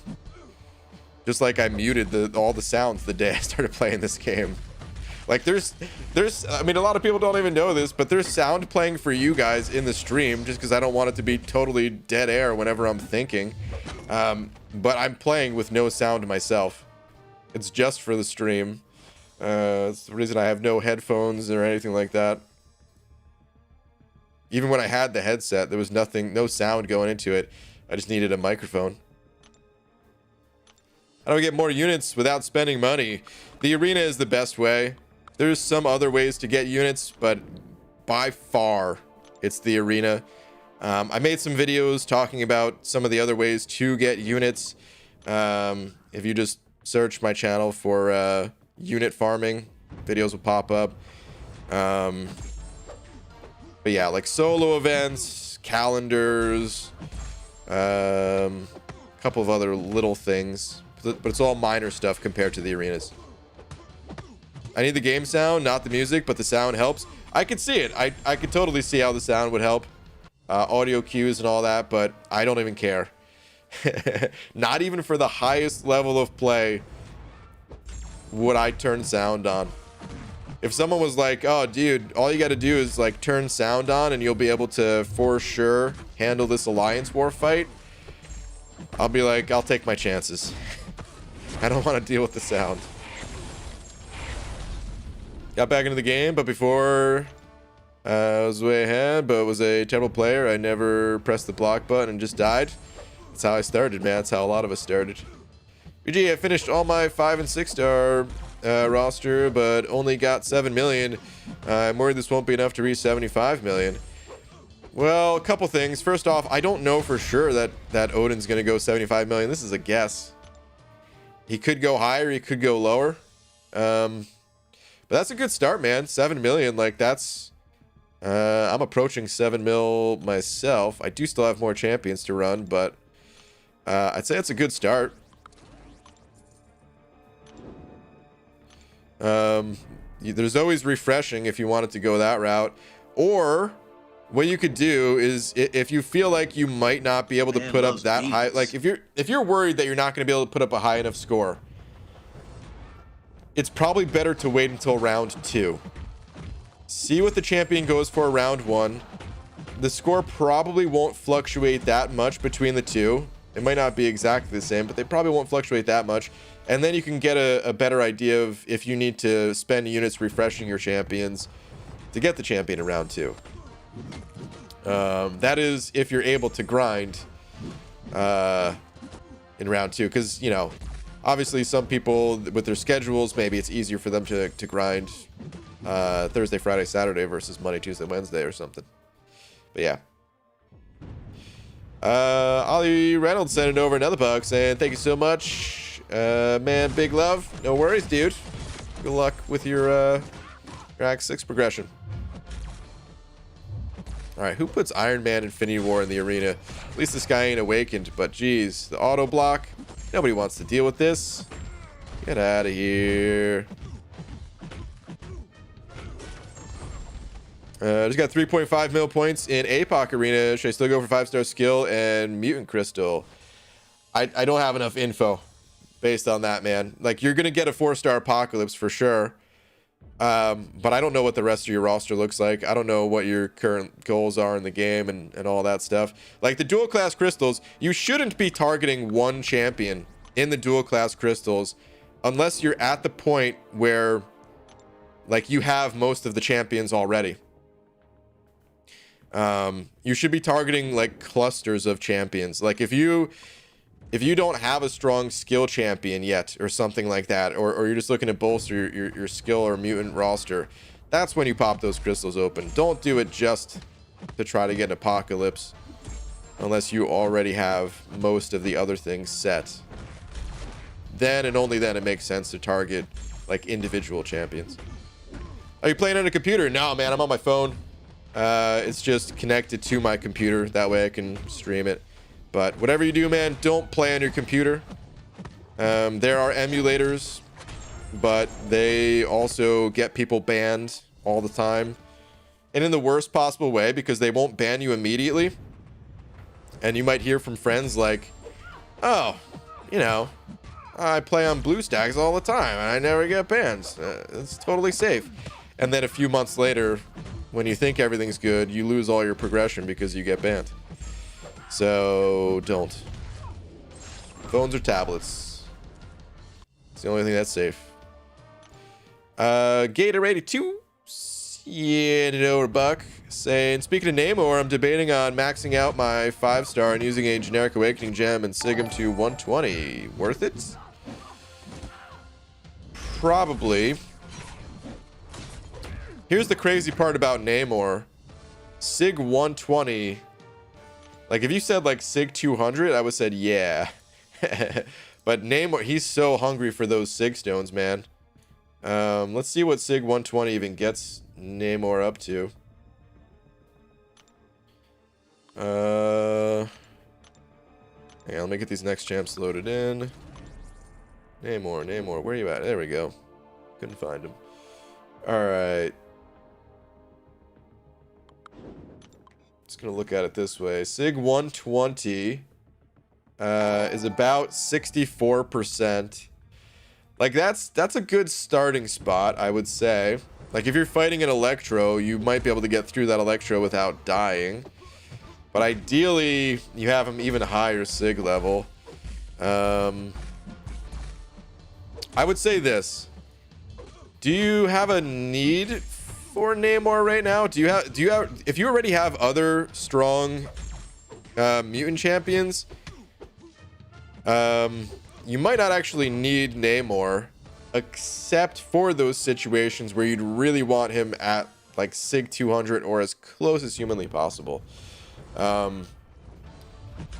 Like, if you're already using like Magneto and Colossus and someone else and stuff like that, you probably won't turn to Namor all that frequently. And in that case, I would say don't awaken him yet and try to wait until you get even more Sigs, and maybe you'd naturally awaken him before then. But if you are just looking for another strong mutant champion, then I would say, yeah, it's worth awakening him. And even at Sig 120, you'll still be able to put in some good work with that Namor, and eventually over time you'll be able to get him sigged up higher and all that. So yeah, I will look at it that way. Hope that helps. It's a little bit of a complicated answer, but I hope it helps. Jace Dennison sending over a buck as well. Thank you, Jace.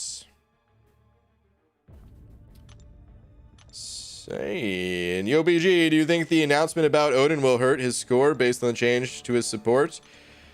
I think it'll hurt it a little bit, only because before the change, you would literally want every single star level of Odin. Meaning, even if you already, let's say you got super lucky and you grabbed the 6-star out of a Cav crystal, you would still want to grind for the 5-star.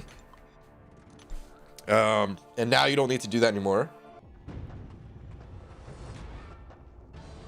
So I think it might have had a very small effect on his score, but he's still such a highly, in my opinion, he's such a highly soft character. I don't know, some people think like he's getting overhyped or something like that. I'm literally going to use this guy every single day, so I don't really care what other people think. If they don't want to go for him, please get out of the arena then. Like, just let me have a nice easy grind. I'll cruise to the 5-star Odin. But I think he's still gonna go pretty high, because like I said, he still has a lot of use. His support, it didn't really change that much. There's a lot of situations you weren't able to stack multiple Odin to begin with, and a lot of situations you were only gonna put one on the team anyway. So for the most part, things didn't change. It just really broke the game in some situations, and that's why it needed to change. Like, it's a for the everyday use case of Odin, this change is just a super positive one, because now Odin himself is going to be stronger, which means if you were only able to fit one Odin on your team, well, now your team is stronger than it would have been. So could have potentially even upped his score. But I don't think it had much impact, to be honest, either way. Probably balanced itself out. Doofus Punchers, and over 5. Thank you, dude. Saying probably the dumbest tweet ever. I don't know. I should be asleep. Okay. You've got me curious. Hold on, let me get these next champions loaded in first.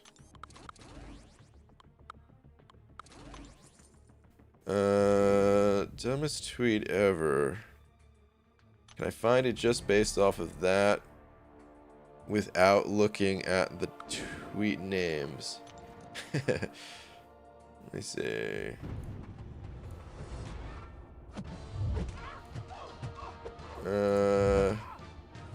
Okay. Yeah, I think I found it. What is this, dude? The face we all have prepared in the back of our minds whenever we're about to open a 6-star crystal. Oh my god, dude. What? I don't know about you guys, but this is not the face that I have when I'm opening 6-star crystals. Jeez. The Nine-Tails Fox sent it over to saying, ABG, hope you're doing well. Good luck grinding. Thanks, man. I am doing well. At least I feel like I have a good start to the grind. We'll see as day 2 hits and everything. But thank you, dude. Appreciate it, man. I still think Ghost getting a benefit from Odin is so dumb. I agree, Hobbit.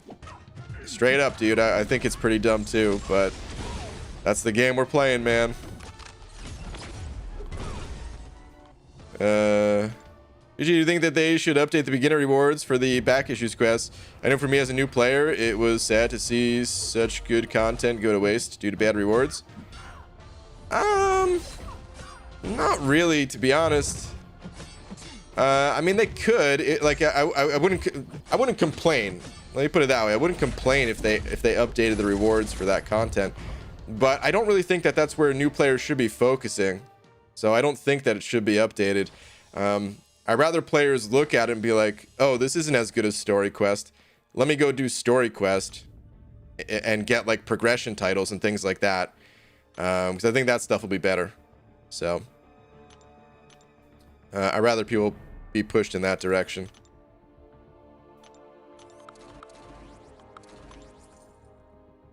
Can you use your same Odin crossfight buffs to multiple champs in a single quest, or only one per quest too? So if you only have one Odin on your team, you could only buff. Well, it's a little confusing. All right, so the way it works, Odin has 3 buffs to give. And if you want, you can separate those buffs. You don't have to give it all to one champion. So you can do that, and you could buff up multiple of your champs. But you could still only use like one of each of the 3 buffs. If you put multiple Odin on your team, then you could buff more than one champion with like the same buffs or whatever. They just can't be like overlapping buffs. Like you can't have 2 aptitudes on the same champ, but you can have an aptitude on one champ and then another aptitude on another kind of thing. So I don't even know exactly what you're asking, but hopefully that answered the question. EG Kabam Mike said either variant 7, 7.2 or Blank of Pain are coming out next month. Yeah, Carl. Oh crap. Push this guy to a special 3. Please let this kill. Nice. MSD said that too. Which one do you think it is? I don't know. I'm not too sure. I don't, to be honest, I don't think 7.2. My prediction for 7.2 was May. Which could be wrong. It could be next month. It could be later than May. I don't know. But that's just when I was thinking that was coming. So I don't think it's going to be that one. I don't know. It's one of the other 2, but I have no idea. So you're saying Thronebreaker is the main goal in the game? Got it. The main goal, I would say, is like uncollected. Once you get uncollected, I don't know. That's such a big milestone. But of course, every other milestone after that's big too. But I feel like if you're able to get uncollected, like you're in a good place in the game. Which of course is not going to happen immediately to all the people who are like, but I'm not uncollected yet. Well, yeah, it takes time. No one starts out the game being uncollected, but make that one of the biggest goals that you work towards. The Dodd sent it over to. Thank you, Dodd, saying, hey there, Diamond Hands. I predict you will get Odin and your score will rocket to the moon. Thanks, man. Appreciate it, dude. Yeah, man, I got the Diamond Arena Hands. I got this. Thanks, man. Why didn't Kabam just make Ghost Synergy only increase her attacks through her personal buffs? That's what they should have done. But that's the problem with this game is no changes could ever make after the crystals are sold, which is why they had to make the announcement for Odin's changes before they sold Cav crystals. I mean, technically, they can make any changes they want, but I just mean the backlash would be so big that they don't want to make those changes after crystals get sold. They really didn't want to make these changes because they already sold the preview bundles, but it would have just destroyed the game. It would have been so stupid. So I feel like they had to do it. But yeah, that's what it should. So it should be exactly that. Ghosts. Her synergy should only work with her personal buffs. Even then, it's an exceptionally powerful synergy. But the way it works right now, like, I don't know if people understand. Like, I'm literally going to be using Ghost without suicides because you basically gain all that attack that you would have had.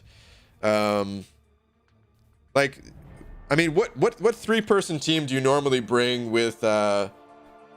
Well, I mean, I guess it's going to be a 4-person team, but normally Ghost. Let's say you want to quest with Ghost, right? Oh my god, the lag, not again. Jeez, dude. All these game freezes. Getting out of hand. But anyway, what team do you normally bring if you want to quest with Ghost and you're running suicides? You want to have Wasp on the team for her unblockable specials. And you want to have Hood on the team. That way you can dodge recoil and not take that recoil damage, right? That's usually like a 3-person go-to team.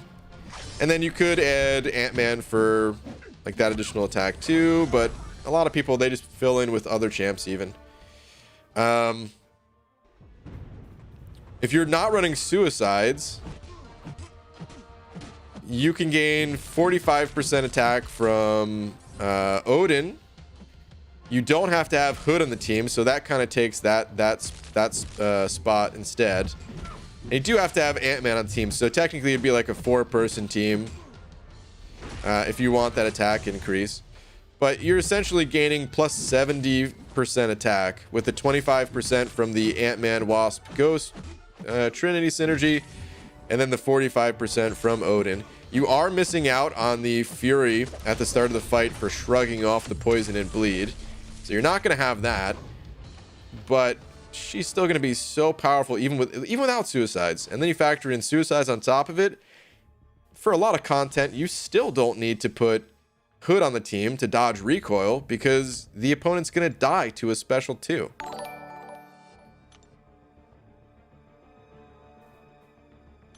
I'm going to be using Ghost all the time now. I tried to avoid it because I like using other champions. But the amount of time that you can save by using Ghost with the Odin synergy, that's what I mean by like, I'm going to be using Odin every single day because I'm going to be using Ghost every single day. It just saves so much time.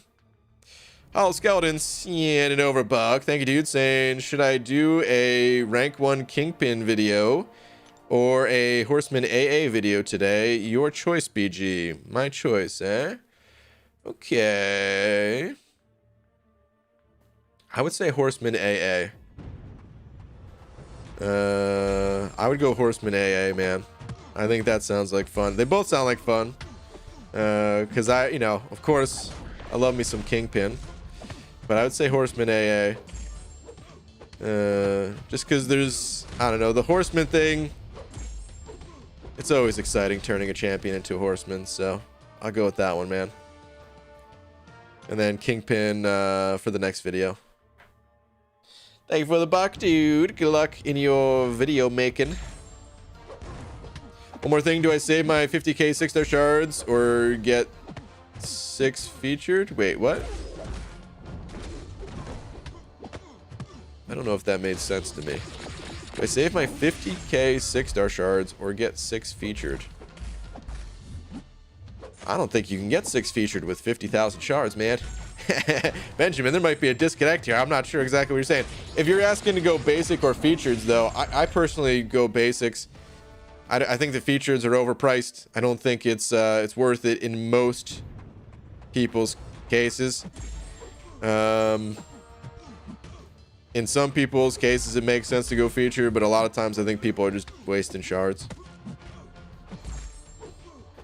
Hi, Brian. With Chris, what's up, dude? I saw your message like I always do. Every single time and never miss. Hey, man, could you check your Twitter and help with some rank up ideas? My name is... Okay. Give me 1 sec.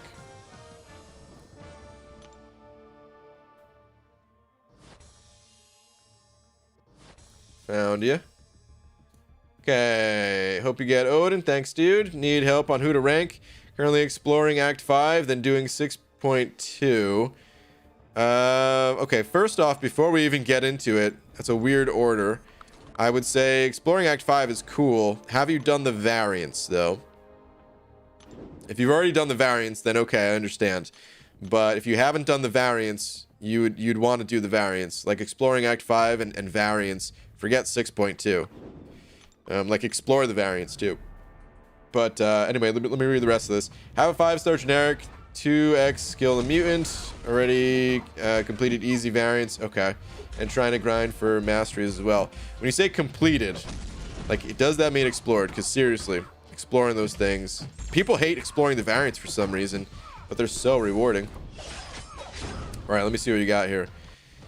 So yeah, this is what I was afraid of. Only 2 rank 5s.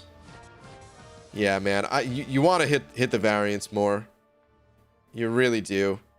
As far as champs to rank, though, I'd say Magneto is a super strong one. He is good for the villain variant and just good everywhere. He doesn't need to be awakened.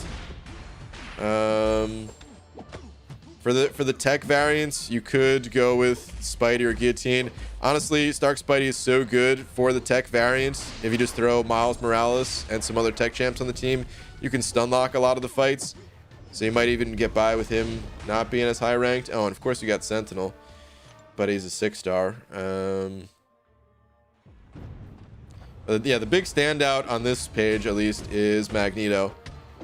And then Claire down here.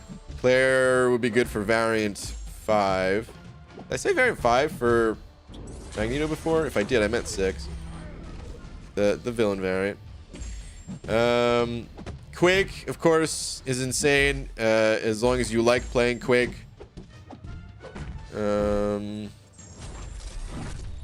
Colossus is powerful too, but I'd say go with Magneto instead, just for better use in the variants. And yeah, I don't know. That's what I would do. I would say Claire and Magneto. Those are like the 2 to focus on. Hyperion's a beast too, but Hyperion, although he's good for some variant stuff, he's not like gonna crack the variants wide open for you. He is good for like the first part of variant 4. So if you need help getting through that first chapter of variant 4, Hyperion's good for that. Void too. I didn't mention Void, but Void's also a great champion to rank up at some point. But again, he doesn't really crack the variants open all that well. He is good for the villain variant, but that's about it. And technically variant 1, but I would say variant 1 for last. Anyway, I hope some of that advice helps. Good luck to you. Seriously, focus on those variants. Forget about 6.2. The rewards, just so much better.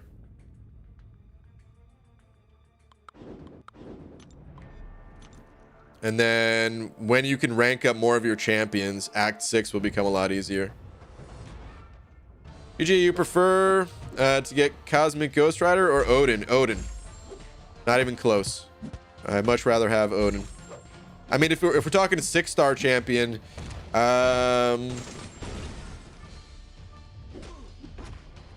maybe Cosmic Ghost Rider as a 6-star. That one's kind of tough, but as a 5-star, it's not even close. Odin. Who should I max? I have max hype, AA, red mags, and stuck at 6.2.6. Completed all variants except 1 and 5. Well, again, you should definitely do explore the variants and do variant 5 as soon as possible. Variant 1 you could save for later. That one is super long and difficult and not as rewarding as the newer ones. But between those three, Hyperion, AA, and Red Mags for 6.2.6, I don't know how good any of them are going to be specifically for that quest. But in general, I would say Mags or Hyperion. Archangel is a really powerful champion, but there's so many places that Archangel gets roadblocked from immunities, and he, for some reason I always think of Archangel as a she. He is usually good enough being like a rank below your other champions. So if you're just starting to get into the rank 5s, Archangel at rank 4 is going to be totally fine. And if you're just starting to like rank up 6 stars, then having like a 565 AA would be totally fine. You know. But there needs to be a sword tag to give champs with a shield an advantage over them. Maybe. That'd be kind of funny. BG, when you get Odin, you should play around with Norseman crossbones. Not sure if anyone else has mentioned it, but seems interesting. I don't even find crossbones to be interesting. If they buffed him, maybe. But 15% extra, or you know, really it'd be 13% with the 5-star. 13% extra attack from his Furies. Not enough for me to care. He's still way below other champions in terms of overall power, I would say. And I know there's some Crossbones fans out there, some diehard fans from back in the day when Crossbones, like post Black Widow nerf, was really strong. But by today's standards, I can't think of a place to use Crossbones. If you want to shut down ability accuracy, there's better champions for it. If you are in a situation where you don't want to land a critical hit, there's better champions for it. So sadly, I think he just needs a buff for me to even look at Crossbones. Missed half my question. Tweeted you. Can you check that? Twitter name is an innocent child. Wait, did I look at your tweet even? Missed half your question.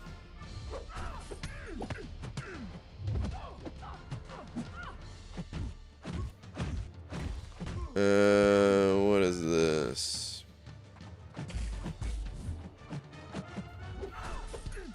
Hang on. Almost dying to this Cat Marvel.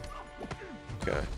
Hey, who should I rank up to max next? By the way, useful suicides. I have generic 5-star awakening, skill rank up 4 to 5, and a science 3 to 4 rank up in science awakening gem.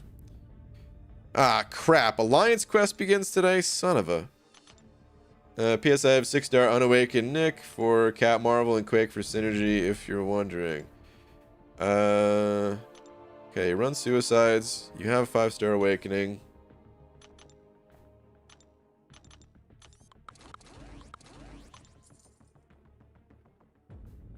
Skill 4 to 5, science 3 to 4, and science awakening. Okay. What are you doing? What's the content you're doing? The champions and all that, that's good info, but what you want to do is you want to rank up for the content that you're trying to complete. So I don't know what you're trying to complete. If you are trying to complete a variant, for example, like that's pretty specific that you need to rank up for, or if you're exploring Act 6, like you want to join the quest and figure out like which you know, like if you're gonna have trouble with a boss, if you don't have a champion that can deal with that boss, that's when you want to rank up a champion to help you deal with that, or just a path or something like that. So I don't have enough info to tell you exactly who to go with, but I would say Warlock is an extremely powerful champion, good with suicides. Definitely a big candidate, high candidate to rank up. Same thing with Claire. I'd say those two far and away would be the two best options just for general purpose stuff. But again, you want to rank up for the content that you're going up against. That's how you're going to know what champion is best for you to rank up. It's a little different. Like if there are new players in here, if there's new players in here, you don't really have to rank for the content until you get to, like, I would say later stages of Act 5. You kind of just want to rank up like the best champs that you have, and it's easier to say like, oh yeah, go with this champ, you'll have a better time with them. But once you get to, you know, Act 6 or the variants and stuff like that, you really need to focus on what content you're doing. This game is not about like this. It's the reason why I don't do tier lists. I know everybody loves tier lists and stuff like that, but they don't help when you get to that stage of the game. You want to rank up to specifically counter what Kabam is throwing your way.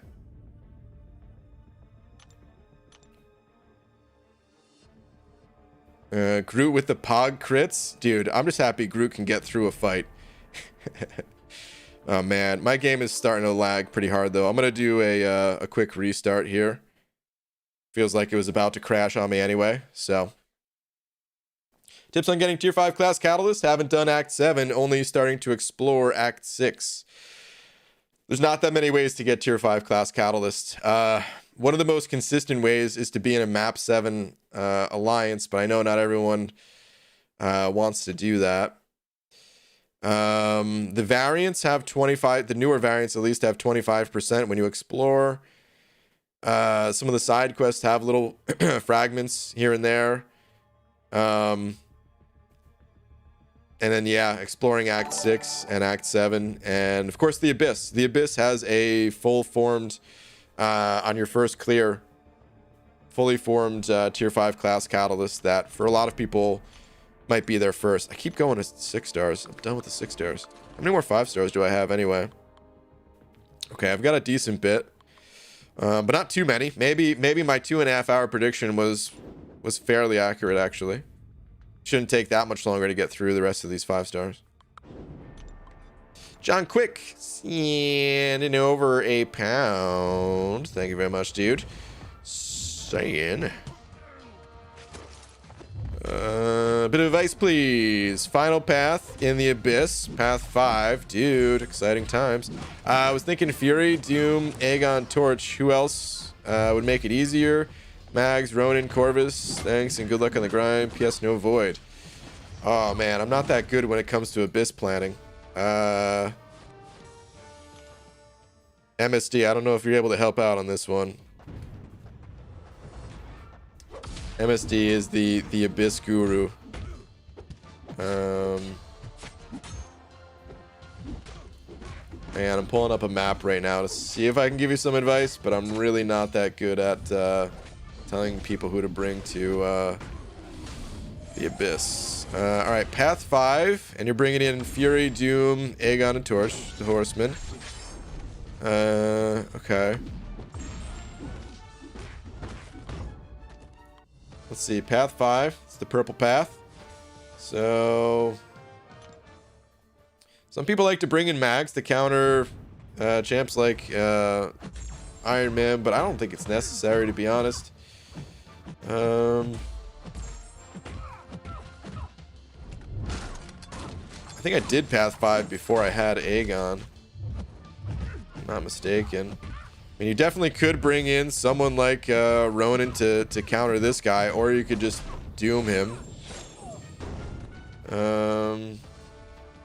You could bring in Corvus to help deal with this massacre. That might be a good thing to do.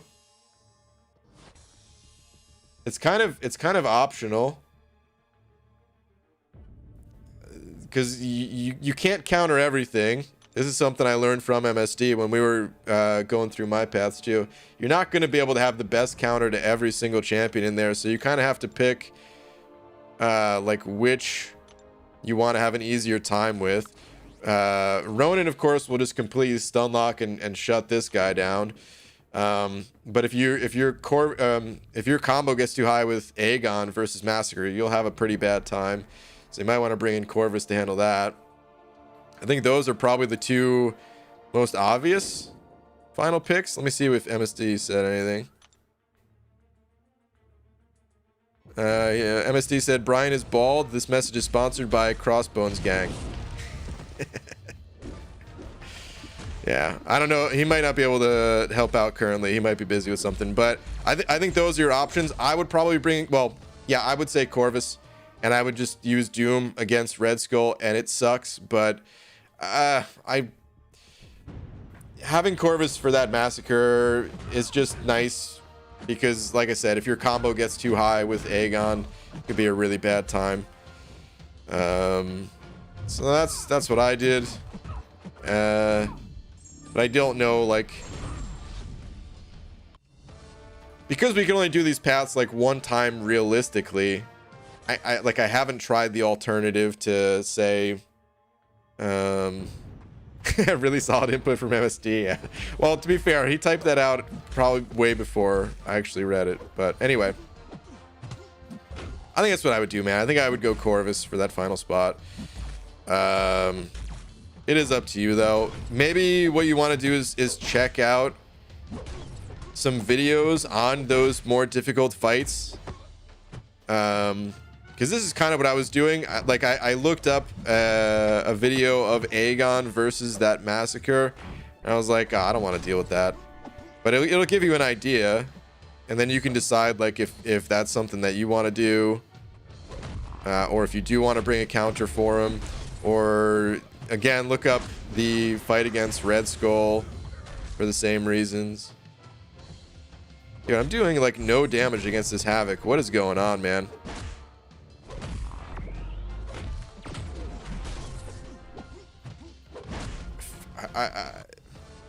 What the heck was that all about? I feel like Annihilus, he's not exactly a offensive powerhouse of a champion, but it feels like his damage was being reduced there. I don't know.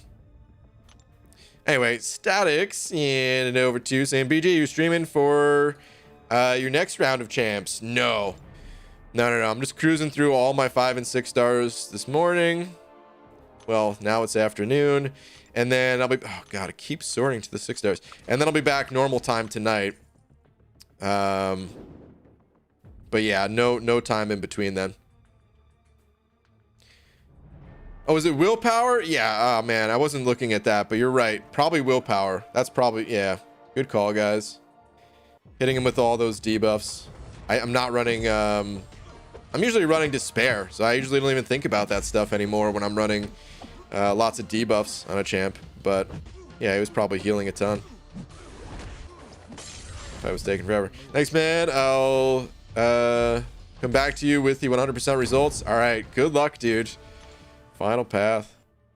BG Scene makes more shorter videos than you do. You're so enjoyable to watch in live streams. Nice, man. I'm glad you like the content. Glad you like both of our contents. BG, is Sig 100 good for Void if I awaken him and give the Sig Stones? Yeah, Void, he actually doesn't need a high Sig level. He benefits from it, but I think some people get it twisted a little bit with Void. Honestly, Sig level 1 with Void, he's still very powerful. He pretty much has to be awakened. In a pinch, you could use an unawakened Void, but it's not really a good time. But just having him at Sig level 1 is a huge deal. It gives him access to the Fear of the Void instead of all of his debuffs disappearing. And then from there, everything else is kind of just a bonus. And he like, it's a big bonus having him at higher Sig levels, but even Sig level 1, you're good to rank that guy. But yeah, Sig 100, that's a great start, man. And eventually get him up to Sig 200 and it'll be worth it and all, but yeah, worth ranking. Both you and Seaton are my favorite MCOC creators. Oh, thanks, man. You gain an advantage by having a second account in your alliance and instantly helping your champions. And is it cheating? It's not cheating. No, you can gain an advantage that way, but it's a very minimal advantage. And you'd have to, like, it's not cheating because you could just have someone else in your alliance do that too. You could just ask your alliance mates to hit that help button for you. And if you had a second account, well, your second account might not be as powerful as your other alliance mates who are able to focus on that account type of thing. So in that instance, no, that wouldn't be cheating, but it is also like not really worth it. It's more worth it just to have you know, just to find 29 other people to play with. So I mean, if you want to actually like maintain a second account, some people have a lot of fun doing that, and that's cool. But just doing it strictly to hit the help button is not worth it. Just find some friends in this game. Like, that's one of the best parts about this game, is that you're kind of forced to find other people to play with, which can kind of suck sometimes. You know, especially coming from other games where a lot of people, they just want to play a game and have fun by themselves. They're not really looking for the community aspect of it. But then the game kind of sucks you into that, and it ends up making the experience a lot better in the end. Hey, I could use some help. I haven't played in a long time. Any advice to get back into it? Not a ton, really, man. You like, you mean just to get back into it in terms of like just enjoying the game again? Because if that's what you mean, then I would say, you know, just like set a goal for yourself, maybe like a new progression title to go after or something. But if you're talking about advice just from like, you know, what to do, you got to be a little bit more specific. Like, I don't know where you're at. I could give you advice that I give to all new players of like, don't sell your champions. That stuff you might already know if you're a returning player, you know. Hello, BG. Do you know a Discord server with active voice channels?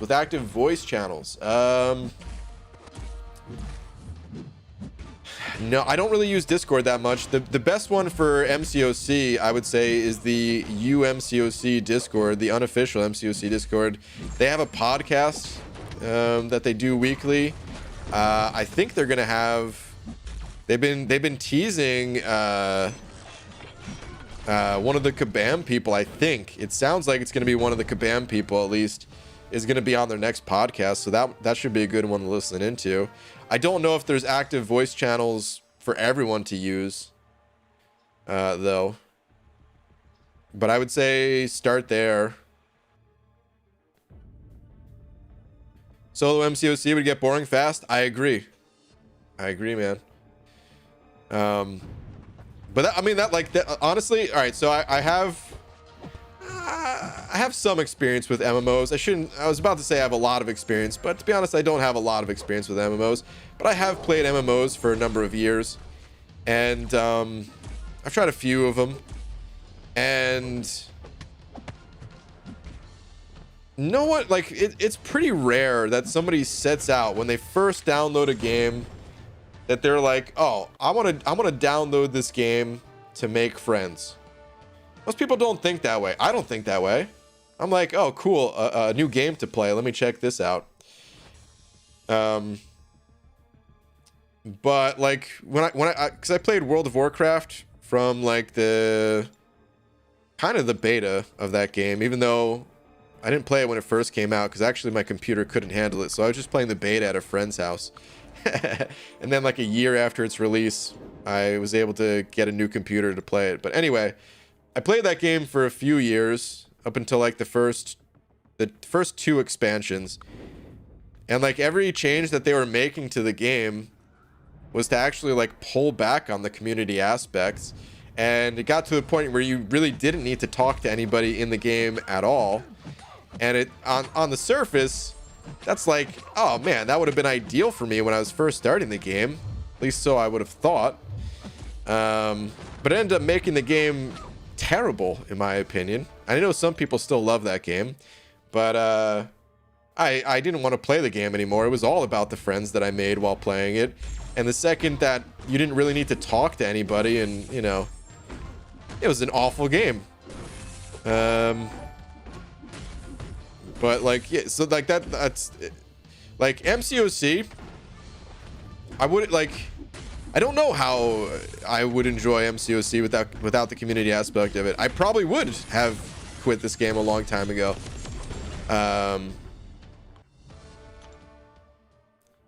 I'm not alone in saying that, because there's a lot of people that say, like, if it wasn't for their alliance mates and things like that, they would have stopped playing this game too. Like, there's a lot of fun that I have in this game that is unrelated to community things, but it's the community that like fills in those gaps. You know, like I could have fun doing a new quest, but then what do you do in the downtime when there's not a new quest to do? You talk to your buddies, and you share, you know, what champions you're ranking up and who you're getting out of your crystals and things like that. And then of course the alliance related events. But there would have been like too much downtime. I would have stopped playing this game a long time ago if it didn't have such a strong like community pull to it. It's not related to like the YouTube side of things or anything like that. It just would not have been nearly as good a game. Anyway, Battlefield Gaming sending over $1 saying, "Hey BG, doing the 4-star Odin grind, and it's the first time I've played arenas while not in an alliance. No clicking the help button required. This is great." Yes, dude. It's actually so good. I hate the help button. The help system, in general, I think is the worst system in this game. It's so bad. And it's great when you don't actually have to hit that help button. Here's a little tip. When I wasn't in an alliance it took like a 6-month break from alliances. You can join a solo alliance and still not have to hit the help button. If there's more than one person in the alliance, like if there's anyone else besides you in it, then you would still have to hit that help button, which sucks. But if you're just in a solo alliance, you still can get like a tiny bit of the alliance benefits, like the 3-day events. You get the energy refills from that, and you still don't have to hit helps. So if you're able to, you know, set something like that up for yourself. Buckeye fans sending over Buck as well, saying, "BG, is it worth it to rank 3 an unawakened immortal A-bomb, or does he rely on his sig ability too much?" Well, yeah, it's worth it to rank him up. Yeah, I had to reread that because I was for a second there, I didn't know if you were asking if you should awaken him or not. But no, yeah, he's good without his awaken ability. You can still play him just fine. Actually, so I did a stream when iBomb first came out, and I wanted to make it like a more special stream since I had a hand in the design process for that champion, and you know, I just helped to design some of his abilities with Kabam Broccoli. He was the main designer, of course, and I had him on the stream even, and you know, we're playing for like an hour just talking and like showing off some of his abilities and things like that, and the whole time he was unawakened and I just didn't even notice. And I didn't want to do that intentionally. I wanted to awaken him. I wanted him like at his most powerful, but the whole time he's unawakened. And it wasn't until like an hour later I was like, oh crap, let me awaken this guy. So yeah, man, he's still very legit unawakened. Taters of the Ludum Taters variety in For Loki, he uses a rank 3 unawakened I-bomb all the time. So do a lot of other people, if they're fortunate enough to have pulled them. Daenerys sent it over 5. Thank you very much, saying, "I want the Feeling Green event. Where is it?" I don't know if we're getting the Feeling Green event this year. It would have... I think it would have came out already, right? I don't think we're getting it. The Feeling Green event was great, but yeah. Unfortunately, I don't think we're getting it. Unless I'm mistaken. Did it come out at a different time last year? I don't think so, right? I think it was a St. Patty's Day kind of thing. Maybe they'll have some other type of similar event next month or something. Who knows?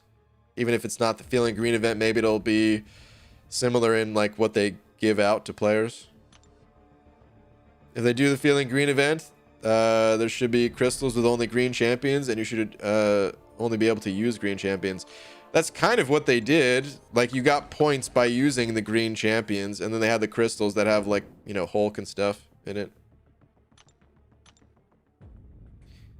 But dude, that reminds me, do you know the exact Sonic song they use for Brock's intro? I've been trying to find it for a while now. I should have put it in the description. I might not have. I would be able to find it if it's not there, MSD.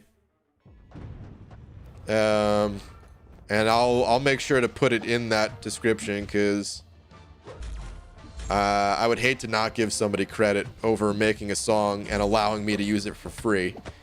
You know, I have made that mistake once or twice in the past, but I always try to give the song creators credit. But it's usually in the description. I'm so curious that I'm gonna go check myself right now, actually. Let me see.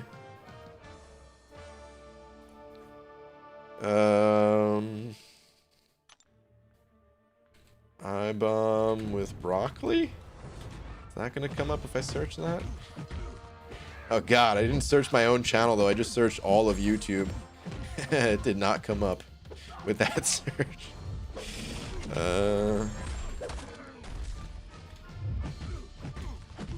No! Ghost, don't kill me! Whew. Hey, it did come up. Alright. Let's see.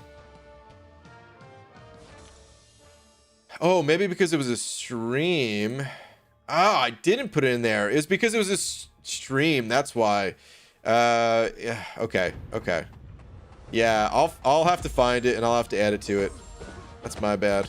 In videos, in streams, I rarely ever update the description. That's what happens. Okay. Yeah, I'll find it. Hollow Skeletons, standing over 5. Thank you, dude, saying so much of my money has went to MCOC, and when I look at my bank details, it makes me realize, 1, gotta stop. 2, I'm not better because I buy my way through. This is true. I think spending money on games, I don't think there's anything wrong with that, as long as you go into it with a few things in mind. Number 1, like you said, it doesn't necessarily make you better at the game. If you want to do it just for fun because it's fun to pop open crystals and stuff like that, that's cool. Number 2, however, you only want to spend money if you have extra money to spend. Because, of course, games, they're not the most important thing in the world. They're fun and all, but you want to make sure that you can get the necessities of life first, cover all that stuff.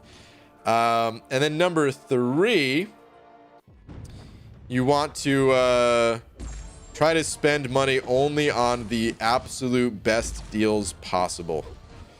A lot of the deals in this game are not very good.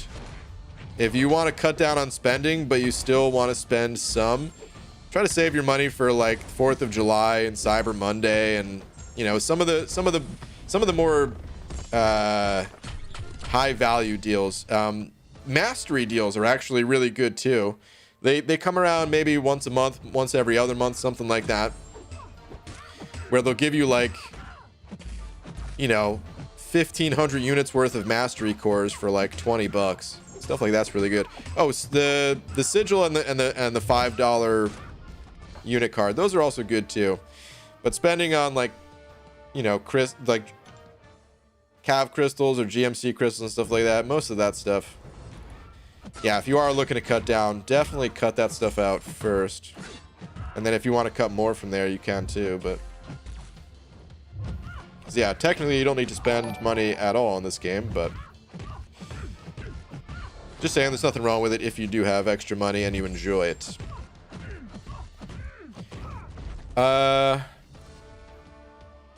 Wait, Hal Scallon, thank you again for the 5, by the way. Buckeye fan, BG, I think YouTube ate my super chat. Did you send over another one? Because I just, there was one from me about 8 minutes ago, but I read it. It was about I-Bomb. The is it worth it to rank 3 and unawakened I-Bomb. Was there a different one than that? The short answer to just repeat is, yeah, he's worth ranking up unawakened. But if there was something else, let me know. Lewis, I'm so sorry to hear that. Sorry for your loss. Daenerys sending over 5 saying, yeah, spend it on holidays. Yeah, that's the best time. Even then, like I said, you don't have to spend. No one should feel like they absolutely have to spend. But if you're looking to really get your money's worth in this game, those are the times to do it around the holidays. I was budgeting and got to slow down. Yeah, the sigil and the cards is very good. Got to balance more. Yeah. It's a learning process. Spending on Cavs is bad. Well, there goes half my roster. Hey, I said it's bad comparatively. If you don't mind spending the money, whatever. BG YouTube 8, my super chat. Wait, Buckeye fan, are you? I feel like, what's going on here? Is Buckeye fan behind in the stream or something? I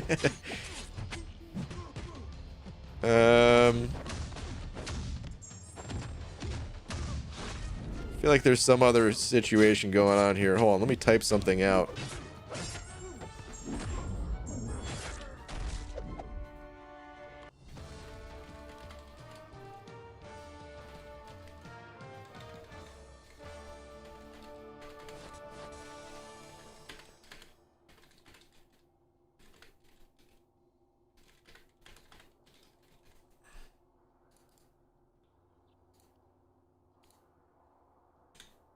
Okay.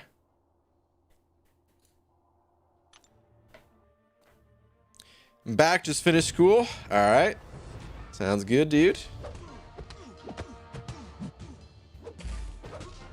You read last from a while ago. From a while ago. It's a lot easier if you are able to just retype a message for me, man. I tried to check for you. The message is not even there. They only last for so long in the YouTube chat. Any Act 5 advice? I don't know where you're at in Act 5, but here's the first piece of advice I try to give everyone who's going into Act 5. Clear Act 4 100% first. Act 5 is tough. It's a big step up from Act 4. And not only will this allow you to go in a little bit more prepared for Act 5, but Act 4 has the best rewards in the entire game. Act 4 has the only rewards that will never become worse, and they'll only become better as time goes on.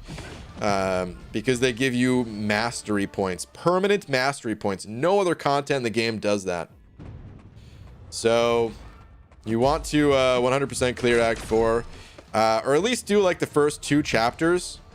Doing all of it at the same time might get a little daunting, but if you can clear like the first 2 chapters 100%, get those mastery points, it'll give you a ton of experience as well, which will give you even more mastery points. Then move on to Act 5.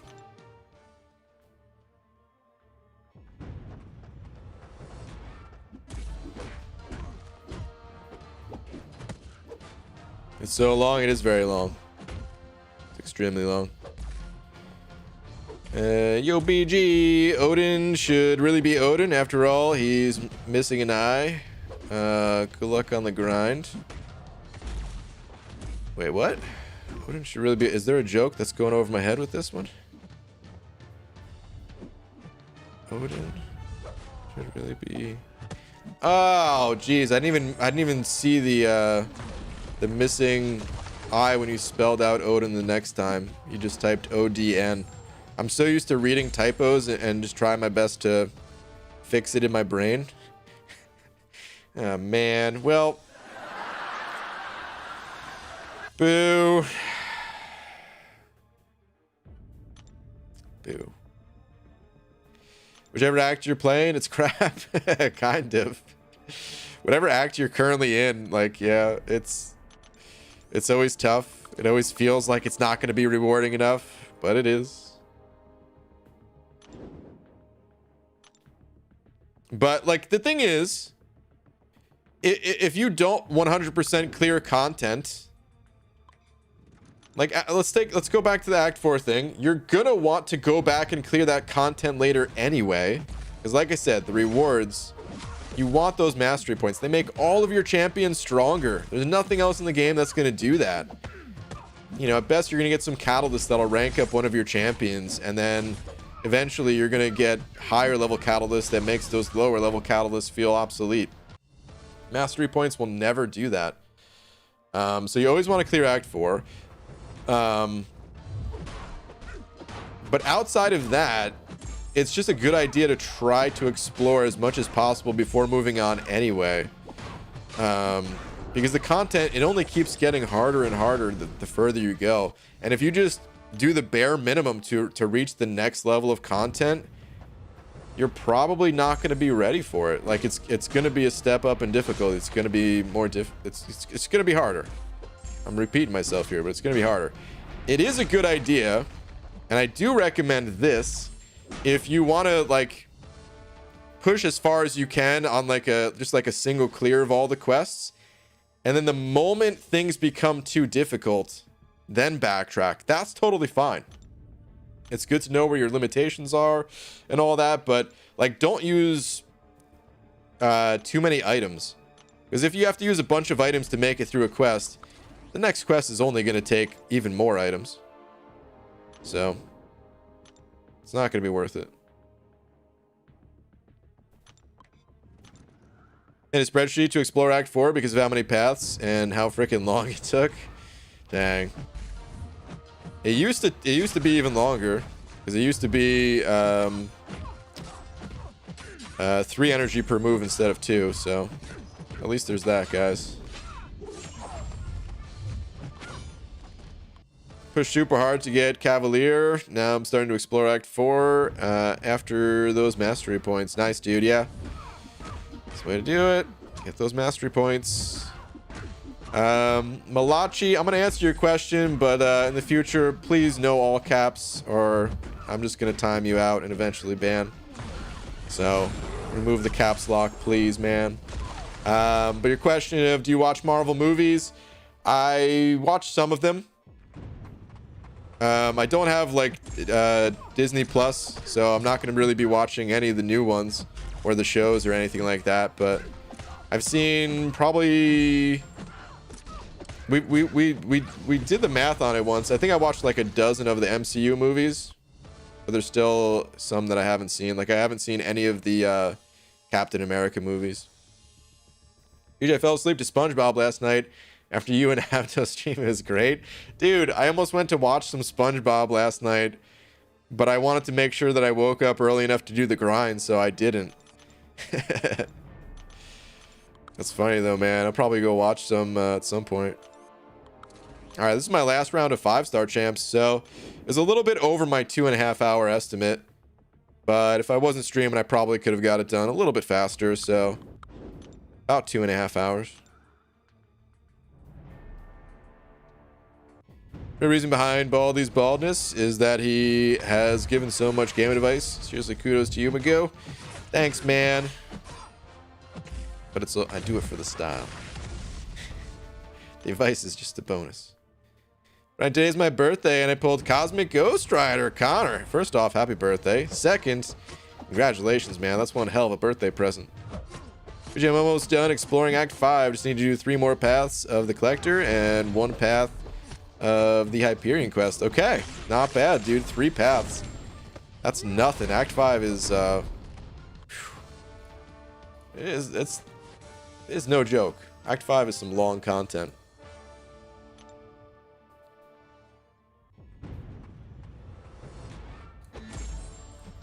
BG needs suggestion for window of opportunity plus empowered immunity Human Torch in war. You just don't want to stun him. You could just bait out heavy attacks. He's got an easy heavy attack to bait out.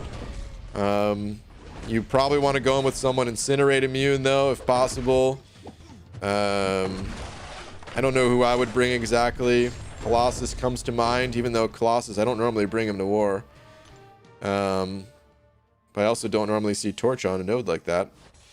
And yeah, just don't stun him. Just bait out heavy attacks. Well, actually, wait, Window of Opportunity, is that the one where you can stun, just you have to wait for the right time?